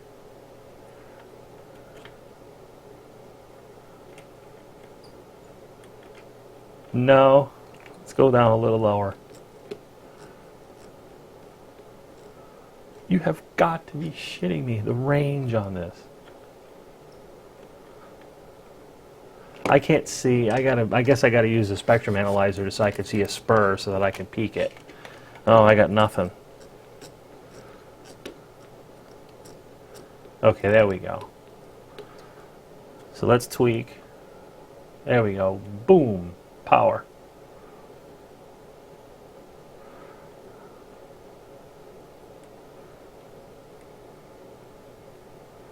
All right, peak that. There we go. So let's go up. And now we're losing power, so let's tweak it again so that we can get our power back. Oh, the transformer won't do it. The transformer, it won't do it. It just, the transformer actually won't do it. We've hit the limit of the transformer.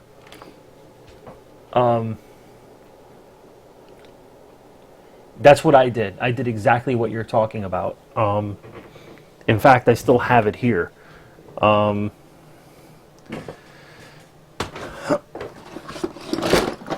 Like, here's my test setup, which is a crystal, you know, obviously a crystal, some load caps, and, you know, data, you know, to the chip. And of course power, because I was able to power it, because I used one of these. Well, here's the thing: do you have the oscillator running? Like, I'm assuming here that you got a crystal, you know, like a 10 megahertz. This was an 11 megahertz crystal. I was just, you know, it'll work with any crystal up to, you know, certain range. I think it's 16 megahertz or something like that, as I recall. But yeah, the 25, I can't get any additional power output out of it because the transformers won't do it. So the highest reading that I can get out of the radio, as far as frequency is concerned, is 28 megahertz. 2805, 2809. It loses power really fast past 28 megahertz. Really fast. 2807. I'm speculating based on if that's too low a power, that's still too low, that's enough to get a reading. That's okay right there. 2809 is at 166. I would do that. I had a lot of trouble with getting injection to work on it for some reason, but I had great luck getting a crystal just straight on the board working. That's how I started, because I couldn't inject it. It just wouldn't work. It was not happy with injected signal. It seemed like it had to, I think I ended up just killing one. The 2809 is at 166. Okay, so I'm going to go to the highest channel that I can go to where the PLL pretty much unlocks. It isn't much beyond where you lose power, actually. 179, 180 it's out of lock, 179. So from 166 to 179, that's only 10, not even 10 more channels. Well, 13 more channels above 2809. So this radio, it would appear that it's just not going to go into 10 meters because probably these transformers, they just won't do it. You can't tune them for that frequency. I haven't tried this one over here, which I probably should actually. So let me get a little bit of power so I can see what I'm doing. There we go. Oh yeah, there we go. I got all kinds of power now. I was just turning the wrong transformers. There we go. I got all kinds of power now. We can go up higher now. Yeah, we lose lock at 2822. Let's see if I can get it back, though. How high can we go? I got it back.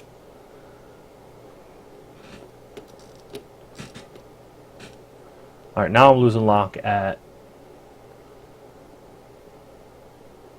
I got to tune that transformer again, don't I? Jeez. Yeah, I do. 2838. Wow, this is insane. The range on this 29. VCO is getting harder to tune. 2846.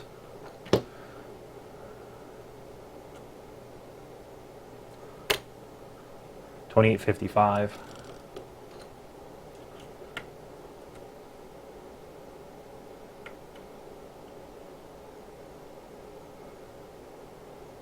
Lost power. Oh, now I'm having trouble getting power. Now I'm having trouble getting power. Never mind. There we go. I got it back, but I'm not getting it back up to the levels. No, scratch that. I'm getting the power back up. 2873. Let's just screw it. Let's go to the top. Screw it.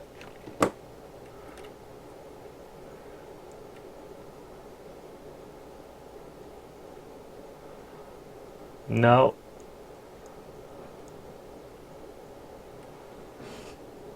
No. Can't do it. Can't do it. Can't go that high.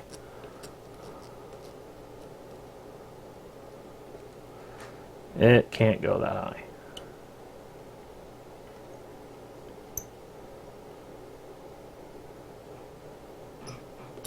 Can't go that high either. There we go.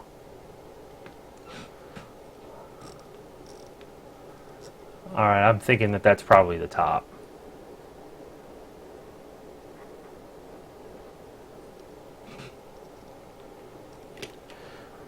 This is 2868. 2860, yeah, that's it. It's not going to go any higher.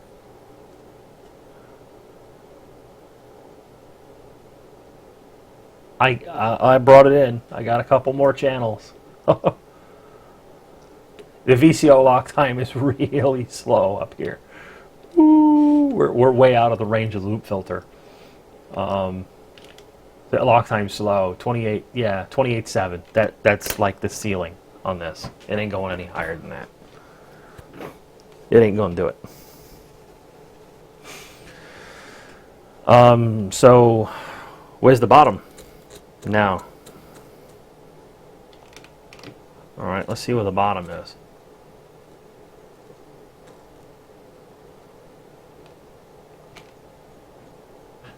No output. Who would have thought? All right, got a little bit. There we go, getting it back.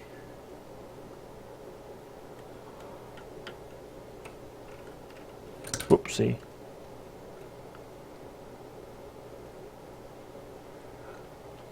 $26.56. How do you like that for a radio? 26.56 to what? 28.8, something like that. How do you like that for a Cobra 29? But damn it, it's on odd on in between channels. Since we got our boy, the Def Palm there, why is the radio? Do you suppose that it is in between? We're doing 10 kilohertz steps, but we're in between channels, and I can't bring it in.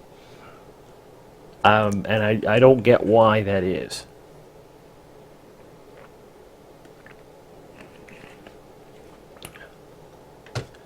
Right, for receive.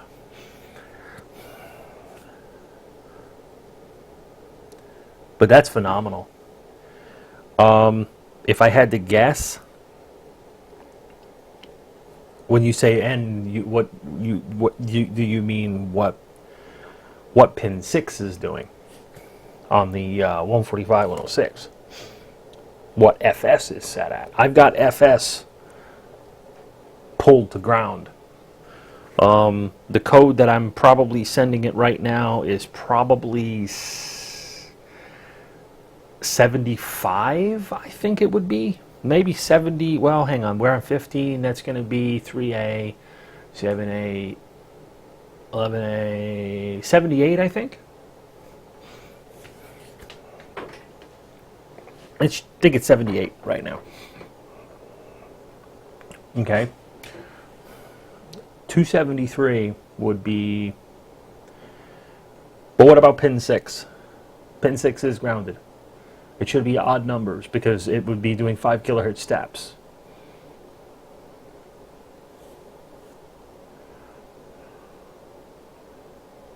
Right. So pin 6 should be grounded, yes or not? Or should that be toggled for TX? I'm iffy on this. Because 6 is obviously the 5 kilohertz versus 10. So should it stay low, or should it toggle with receive or transmit? Because right now it's just pulled low. And it is doing 10 kilohertz steps. So where am I going to get a CB here?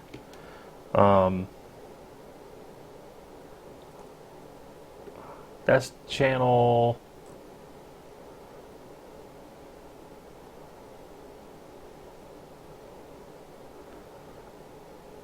That's like, I don't know, I got 26.9699998. I can't get this thing to be on channel for FCC.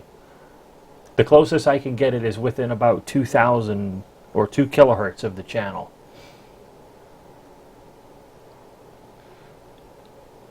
No, it's stepping by 1. I haven't done any of those kinds of codes. There's no shift in it. I'd have to wire up something to this plug to the radio to do the shifting.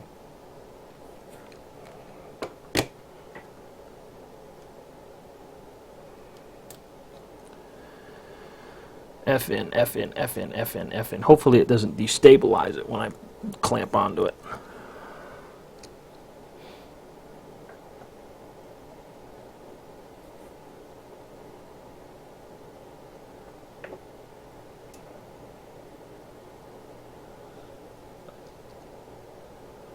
.369. And of course it changes with that, so I can bring that to 1.37 right now, 1.37 megahertz.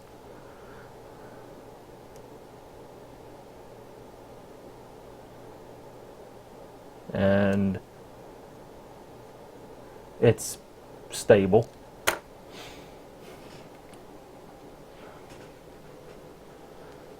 Yeah, that would be about right, 137, because I'm at 54. That would be about right, yeah. That's reasonable.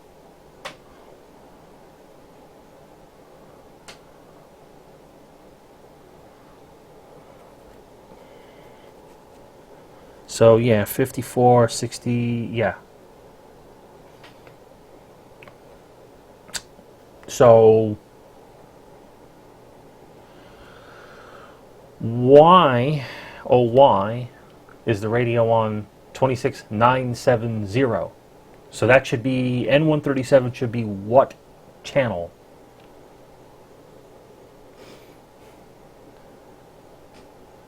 I'm on transmitting on 269700007. It is right. And if I change and I go up by one channel, I'm on 269800007. I mean, it is dead on 10 kilohertz steps, but they are in between channels. And there's nothing I can turn in here to make that happen, to get it to get it you know, back on channel. Just nothing. It is weird. It's in between channels, but it is perfectly locked and stepping perfectly and everything.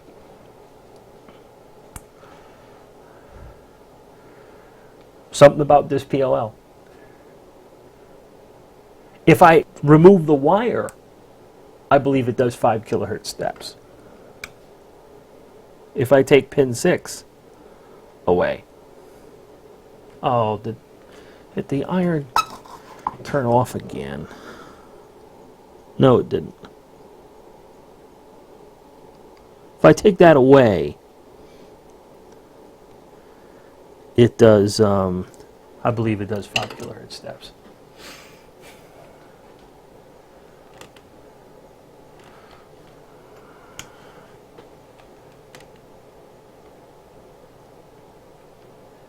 That didn't change a damn thing. That's odd.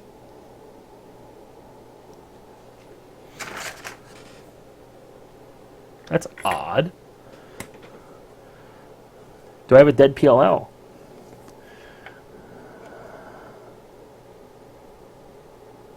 It's high.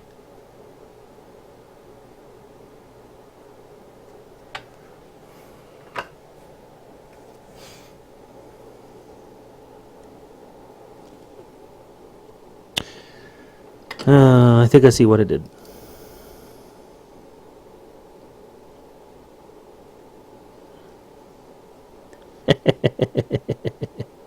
Okay, let's try this again. Let's try this again. Where are we? 26285. That definitely jumped. All right, so now let's see where CB is.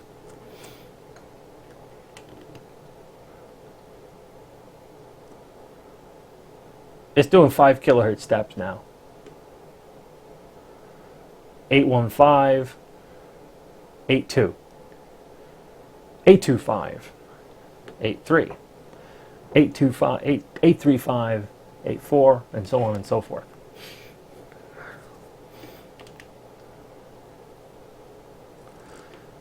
So in order to get channel 1,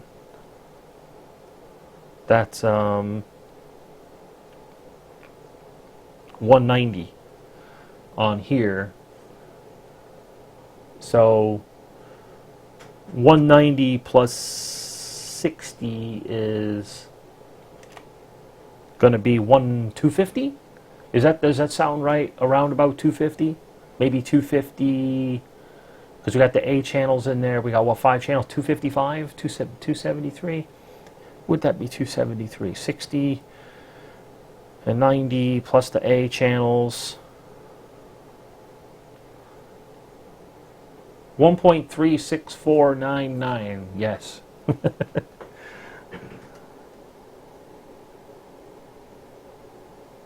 1.365.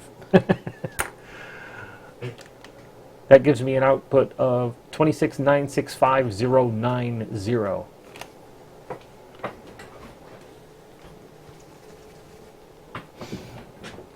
All right, so I need to make some boards. Now here's the thing that really is sort of has me miffed. I can't get this working on the PC-122 half as good as this. This is phenomenal. I mean, this really is phenomenal. I mean, I think I've got the only Cobra 29 right now that'll do about 200 bloody channels. Whoo-hoo, that's amazing. So, I think we have defeated the Cobra 29. All we need is a software a TX-RX shift, and we need to step every code by 2 to change channels. Those are easy to do because it's in software. That's amazing. That's great. So I already made boards. But what I need to do is I need to look at the layout, because I need to, well, here's the thing. When I laid the board out, because I did it this morning, to put the 145-106 into the place of the 2824, I put pin 6 on a jumper for the simple reason that I think pin 6 needs to be loose for the, like, PC-122 and friends. And for this, it's going to have to be shunted. So you'd have to install a jumper on the pin depending on what radio you use. The PC-122, I haven't given up on it yet. I can't get it half the range as I mean, I've been tweaking and playing around with that. That needs varactor diode experiments to try to increase its range. And I've got a whole bunch of them coming. But this is amazing. I mean, it truly is. Let's put it this way. For you in New Zealand, this radio will cover CB and the New Zealand. It will cover both. Easy. No muss, no fuss. It'll do both. Now, I don't know about receiver sensitivity at the edges. That's yet to be determined.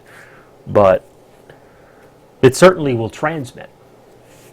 So you might be able to get both. There's a distinct possibility. So, anyway, for the sake of documentation, so that, of course, I can come back and review this, we get this bloody probe out of here.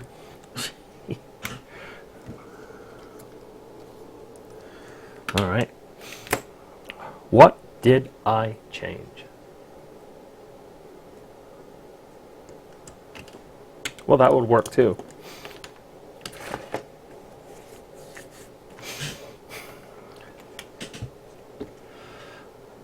Okay. You know, on the PC-122, I had to have a resistor. I don't have that here.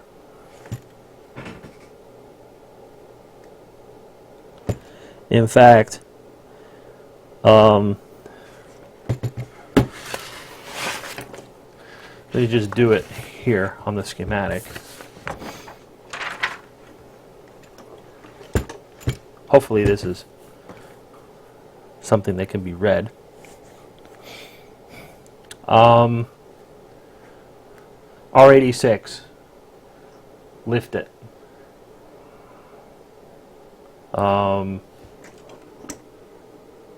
Yeah, R86, lift it.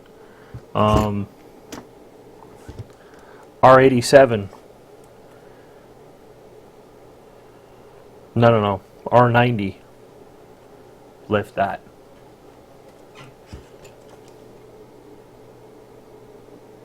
Is it 97? Was it 90?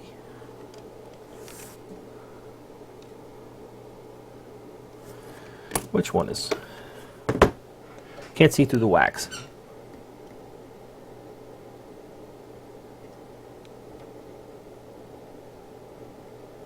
Yeah. It's 90. 90 is lifted. 90 is lifted. 86 is lifted. Make no other changes. It's easy to do. That's all it took. Quite literally, all it took. And I sat here fiddling and fiddling and fiddling and fiddling, and all I had to do was that.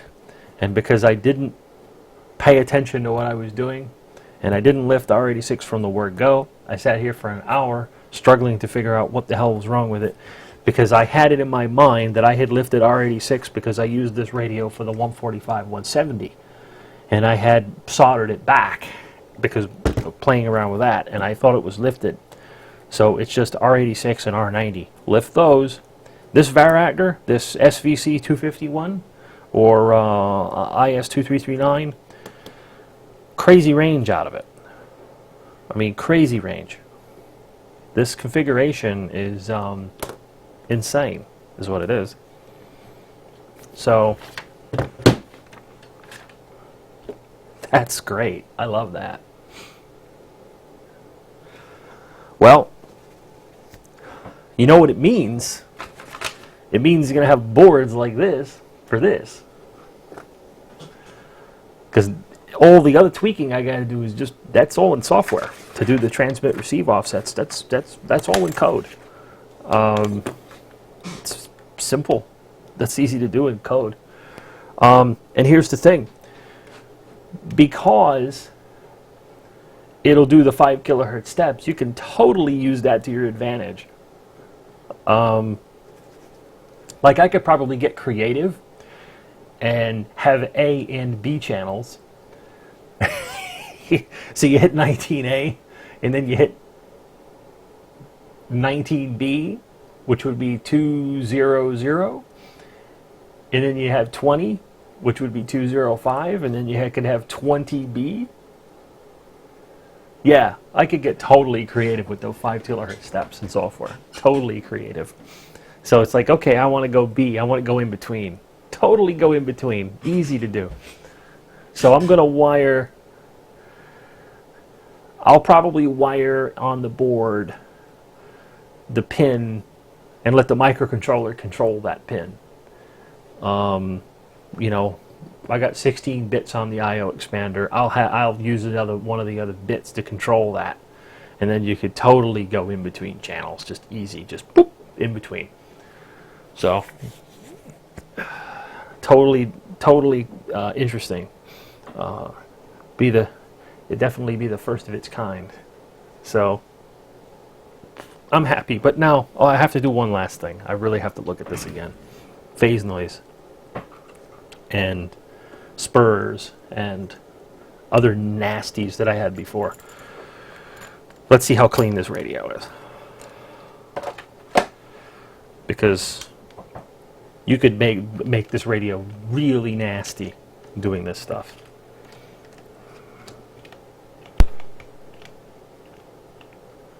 Okay, so where are we at that I got? Oh.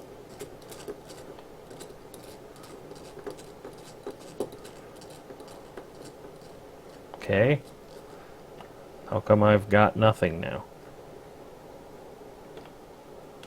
Interesting.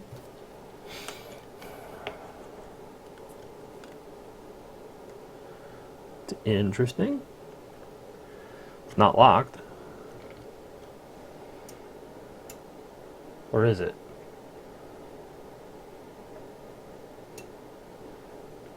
Yeah, it's locked. What's the problem? I got no output.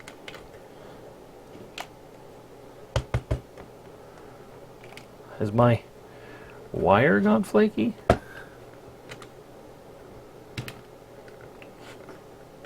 Beats me what's going on here. I got no output. It's curious. It's locked though. What could it be? I've had trouble with this coaxial cable. I need to go fiddle with it and see if Well, I got nothing on the meter coming on the front of the radio. We just disconnected for a hot minute. And yeah. It's not transmitting. What did I change? What did I do? Did I make that other thing touch by playing around with that resistor?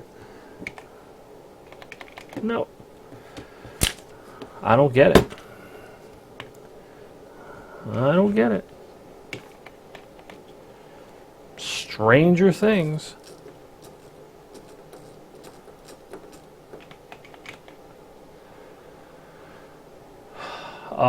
It was pretty high because it was a screwdrivered radio and I never tweaked it. I never tweaked it down. But then again, you're right. Where do I have TX power adjusted for? I thought I had it in the CB band, which is about where we should be. And I got a good lock.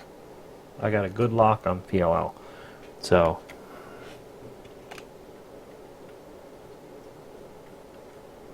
no. Okay, let's look here. I got nothing there. Like nothing. Weird. Weird.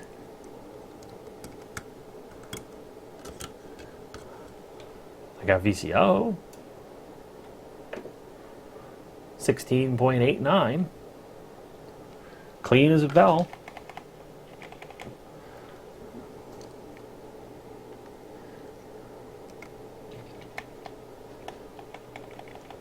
Strange.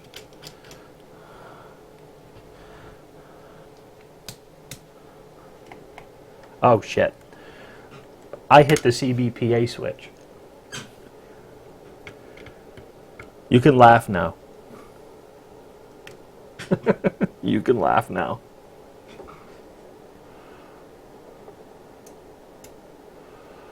All right. There we go. Get back my handy dandy PLL. Nah, it depends on where this thing is adjusted. I can see phase noise in it.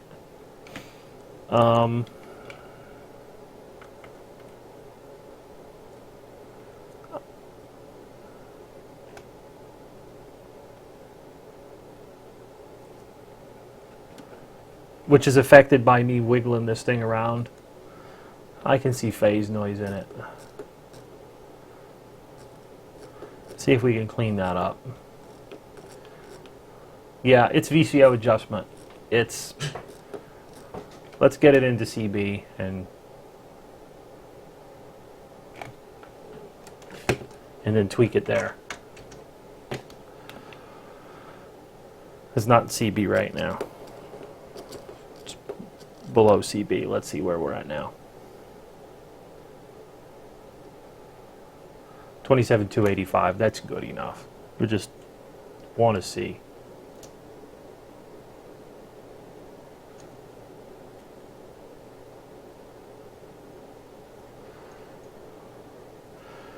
Come on.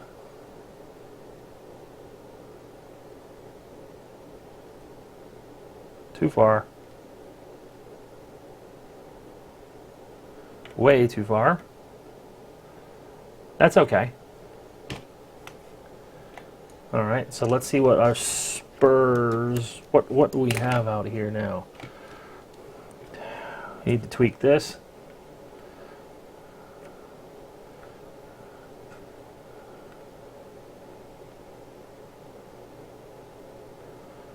Because believe it or not, these adjustments actually totally affect the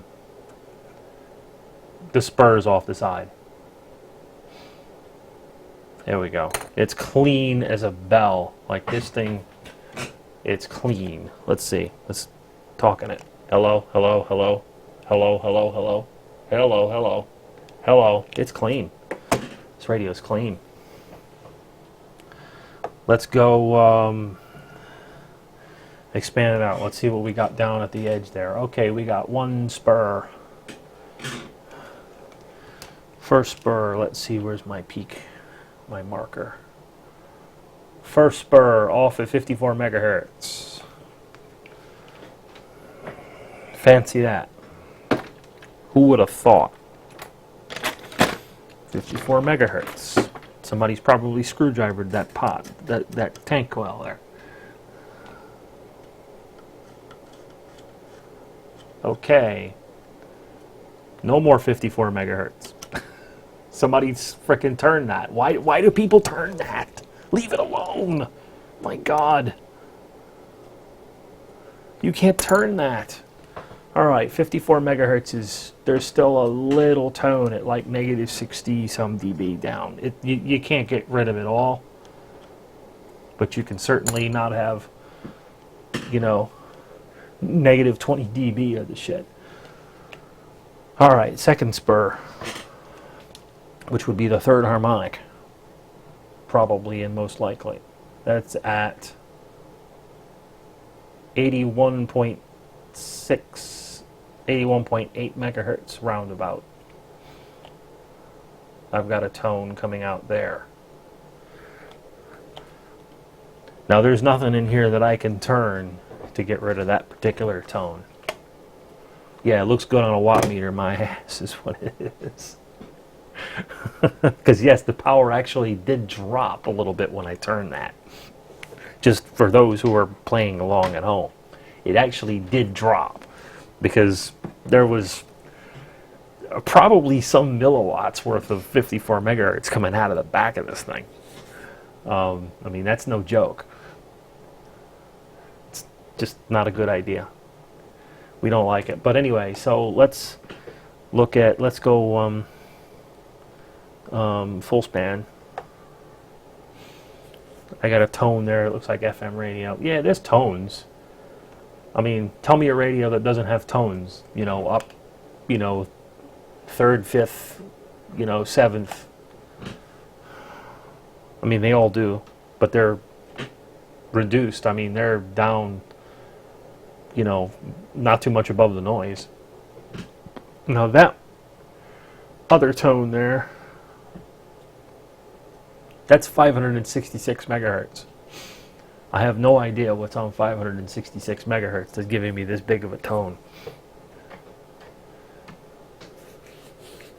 I mean, that's through the coax, you know. Is it coming out of this radio? Nope. Whatever is at 566 megahertz, man, it is strong. Wowee, strong. Now let me put my rubber ducky on the spectrum analyzer. Oh, wow. Oh, wow. It's strong. What would be at 566 megahertz around here? What have I got in this house that's running at that speed? It could be a computer, it could be anything. But I don't remember seeing that tone before. I don't know. I'm going to have to hunt that one down. It's probably in the house. But it's strong, my God. It's permeating the coax. It's so strong. I mean, I put a rubber ducky in at 0 dBm. I mean, it is like I'm right on top of me. Whatever that 566 megahertz is. Bloody hell. You know what the 566 megahertz is? I think I've said this before. I thought about it.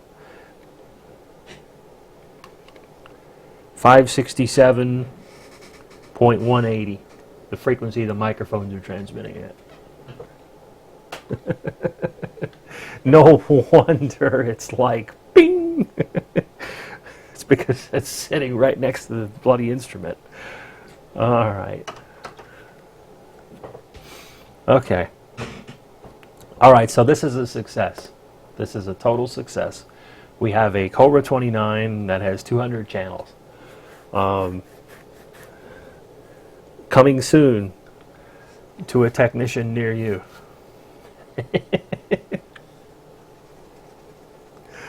Yeah, every time I see tones like that and they're so strong, it's like, do I have a bloody FCC van parked out in front of the house up there at the street, you know? I know I joke about it, but they got no reason to come see me.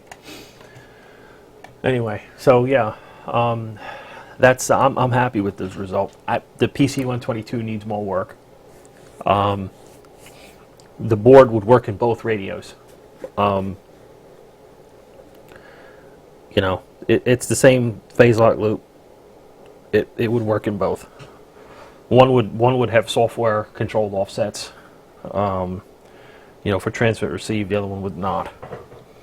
So, yeah. Where is that PC122? Oh, here it is. I just wonder about this. Oh, speaking of which, I'm looking for another one of these radios. I'm going to tell you guys why. If you remember yesterday when I talked about how I couldn't turn these cans, most of these cans in the radio, and I tried putting acetone and stuff like that in them. Well, the reason I can't turn these cans is because most of them are melted. And I have no idea why they would be melted, but they are. I think the radio was left in a very hot environment, which would explain why all the caps were in the condition they were in. The capacitors were like, yeah. I think the thing was in a hot environment, and it melted all of the plastic on them. I took a good look in some of them, and I think someone tried to free some of them because they're cracked. Like this one was cracked. It still is, and this one is also cracked. I think the radio was in a hot environment, and it just wherever it was tuned, and it works. But you know, it took me a whole lot of effort to free up like the VCO can, and that might have also explained why the wax looked awfully funny. When I was cleaning out the wax just looked funny. Yeah, I bet it was. I think this radio did come from somebody in the Southeast, actually, because it came to me really quickly. So I'm looking for another radio, because I think this one's compromised, because I can't trust any of the slugs in it. Because I can't turn half of them, and for all I know, that the slugs are compromised. I just didn't dawn on me until I looked at it earlier, because I tried to free them up. I actually started taking them out and trying to free them up. Yeah, I mean, can you send me your code? I mean, you know, if you don't have to, if you don't want to, but send it to me. I have a peek. What'd you write it in, incidentally, the code? What microcontroller and whatnot? Because I mean, I have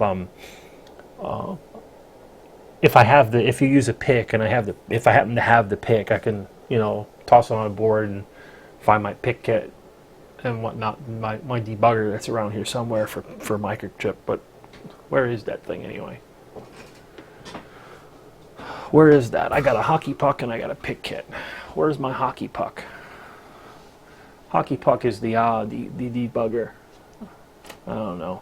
I have to find it. I don't use them anymore because I got pissed off at Microchip and said, hell with it, I'm not going to use any more of your shit. And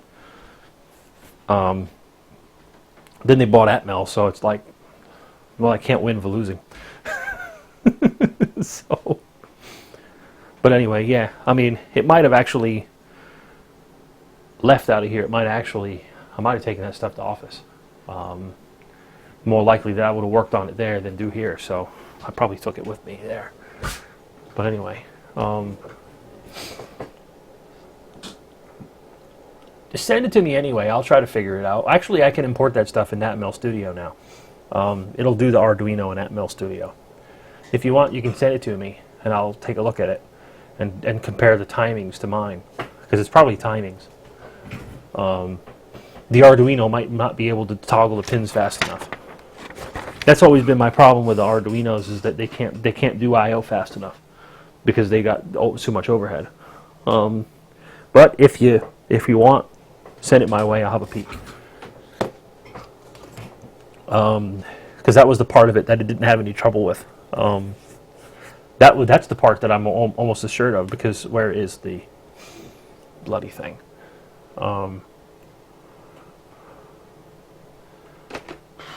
What did I do with it? I got this, but I was looking for something else. I wasn't looking for this. Although I wonder if this is running that code still. Oh, hell with it. Let me try it out. This is concluded. I know what to do with this. I'm happy with this. Really happy with this. Now I just got to make the PC-122 work better. Bloody soldering iron turned off. Gotta find the reset. And reset that thing back to just defaults and move on. Alright, so I'll fire this up and take a peek. But I need my power cable. Or do I? No, I don't. I got one here. Alright. Let's see. Okay. We don't need this ribbon. That data cable there. Let's see. The scope probe, I gotta... Oh, let's see. What's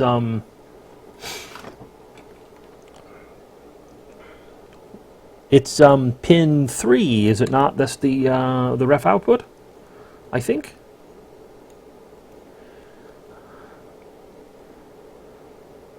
I gotta have the sheet around here somewhere, or at least part of it that has a pin out. That's all I'm really interested in.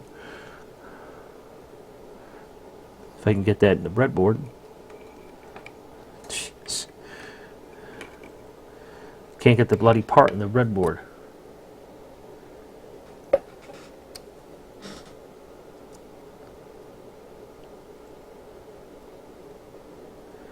Try this again.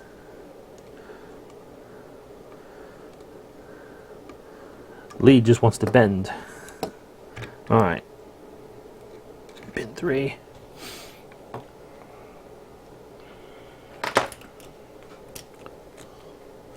So I'm powering this via the onboard regulator that's on here. So that's why I'm not obviously powering the board up, because I'm just powering the module which feeds power. It has its own 5 volt. Dinner is good. Dinner is good. Mine was many hours ago. But you're already in tomorrow, so.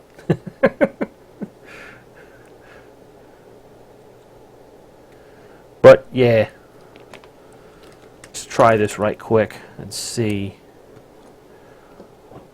Now, of course, it's not outputting anything because I haven't told this thing to run that code.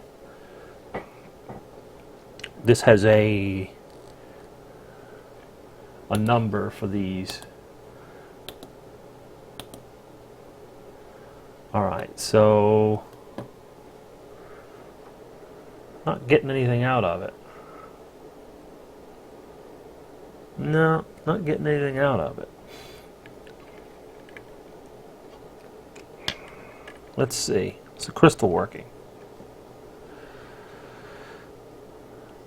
No, it's not oscillating.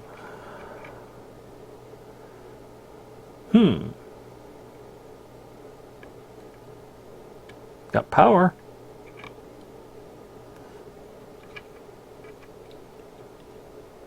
Okay.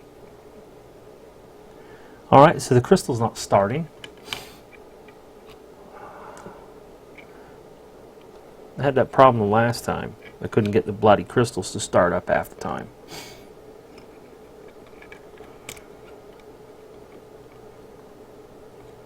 Let's take the load caps away. Let's take that away.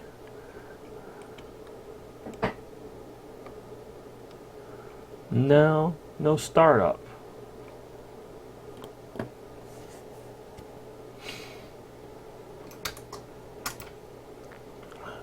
No start. Why not?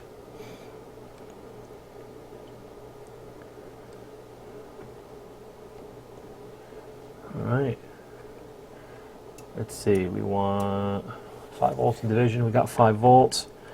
What have we got here? We got nothing. Find a pin out for this blasted thing. 145151. I don't want that.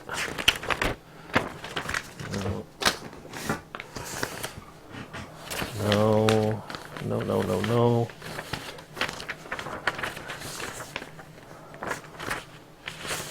I know I had a page that I printed out that had the 145, 170. I thought so earlier. Here it is.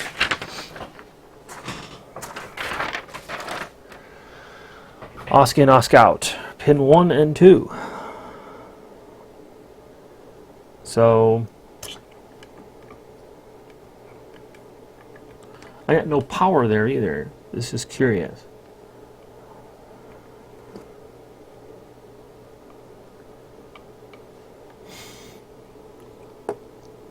Maybe this thing is not functioning anymore.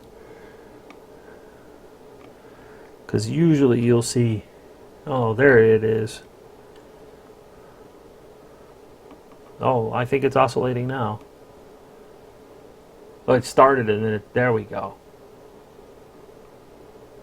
Alright, it's oscillating now.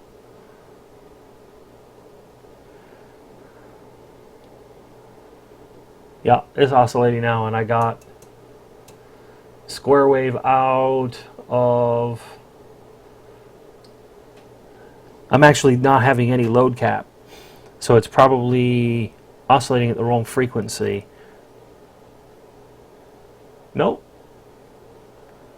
11.0592 and I'm getting 11.0681. Okay, so I got 11.0681 going in for oscillator. Coming out is 1.38365, which would be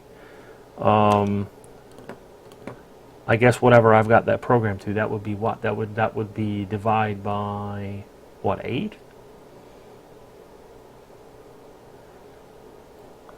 So that's not 2. What is that? That's 8, isn't it? 1.3 some megahertz? 1.38365. It's got to be 8. Yeah, but yeah, it's working. Now, if I power the chip up, or if I hold reset, okay, and I power cycle this, it should not send any data, because see, it's obviously not booted up. No data to the PLL. 11.0681, and on pin 3 I have 1.38. If I release that, no, it doesn't change. Maybe I'm having comms problems too. Or I commented out the code again when I was playing around with this earlier.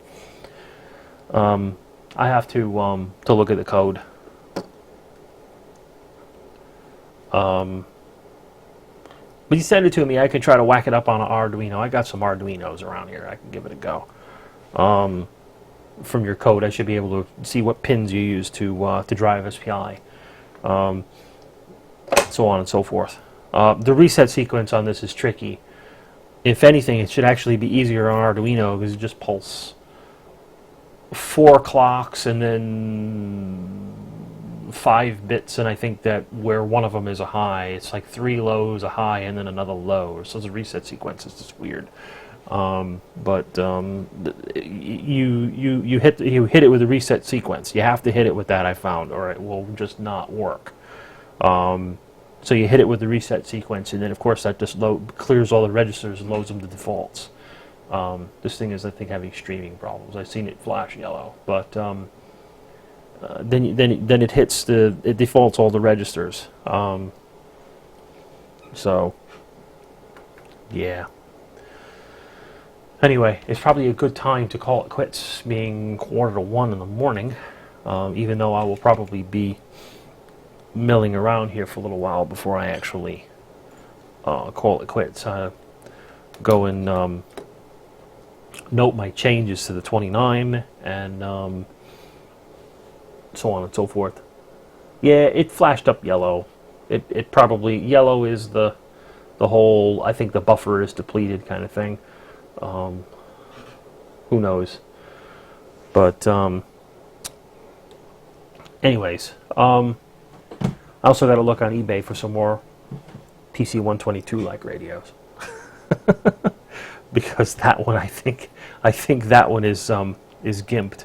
It needs all new cans. I need to probably replace every can in that radio, which means it's a parts radio.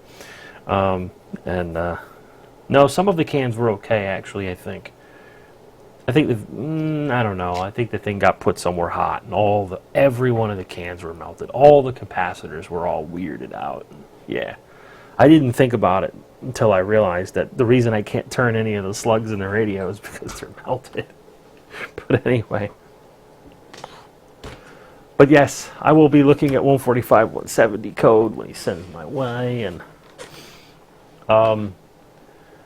yes, another good night. Another good night. Got to 29. Got the PC122 mostly working last night. Good weekend. Now to put all of what I've learned into some practical use. So, yeah. Got to make prototype boards now and wire them into this. This code that's run on this, I need to refactor the whole bloody thing because it's grown into this sort of monstrosity of bodges. As I do PLL experiments and use this as a yeah, I got to figure out what. I actually want to try the TC9106 next. I've been looking for radios that have that one. I think those are Cobra 25s. That's next. Let's see if I can hack out that one. I'm not sure if this... What does this Crack Shack radio right here have? This one that I got for like... Turn the power off on that. I don't even know what this one has. Just look at this right quick. See if this has what I want. I think this is a $5 radio or something like that. You know, it's one of those things. Like $5. It's like, okay. What did this have in it? The TC, yeah, this is the TC9106. That's the next one. I'm going to try that one next. So, yes, that's next.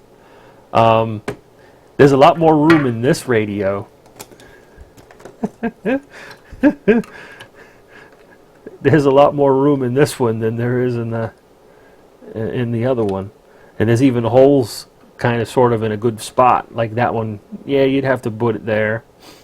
It would definitely fit in here. This would totally be a radio that just, I don't think it would be like really totally worth doing something like this to. It's just sort of like a why. But people are fickle. You know, people are fickle. So that said, cheers guys. Have a good night. Tomorrow's another day, but I'll probably be working all day. So I don't know if I'll get to play with anything tomorrow. I'll probably looking at code more than anything. But you guys have a good one. It's been fun. I'll catch you guys next time. Cheers for now.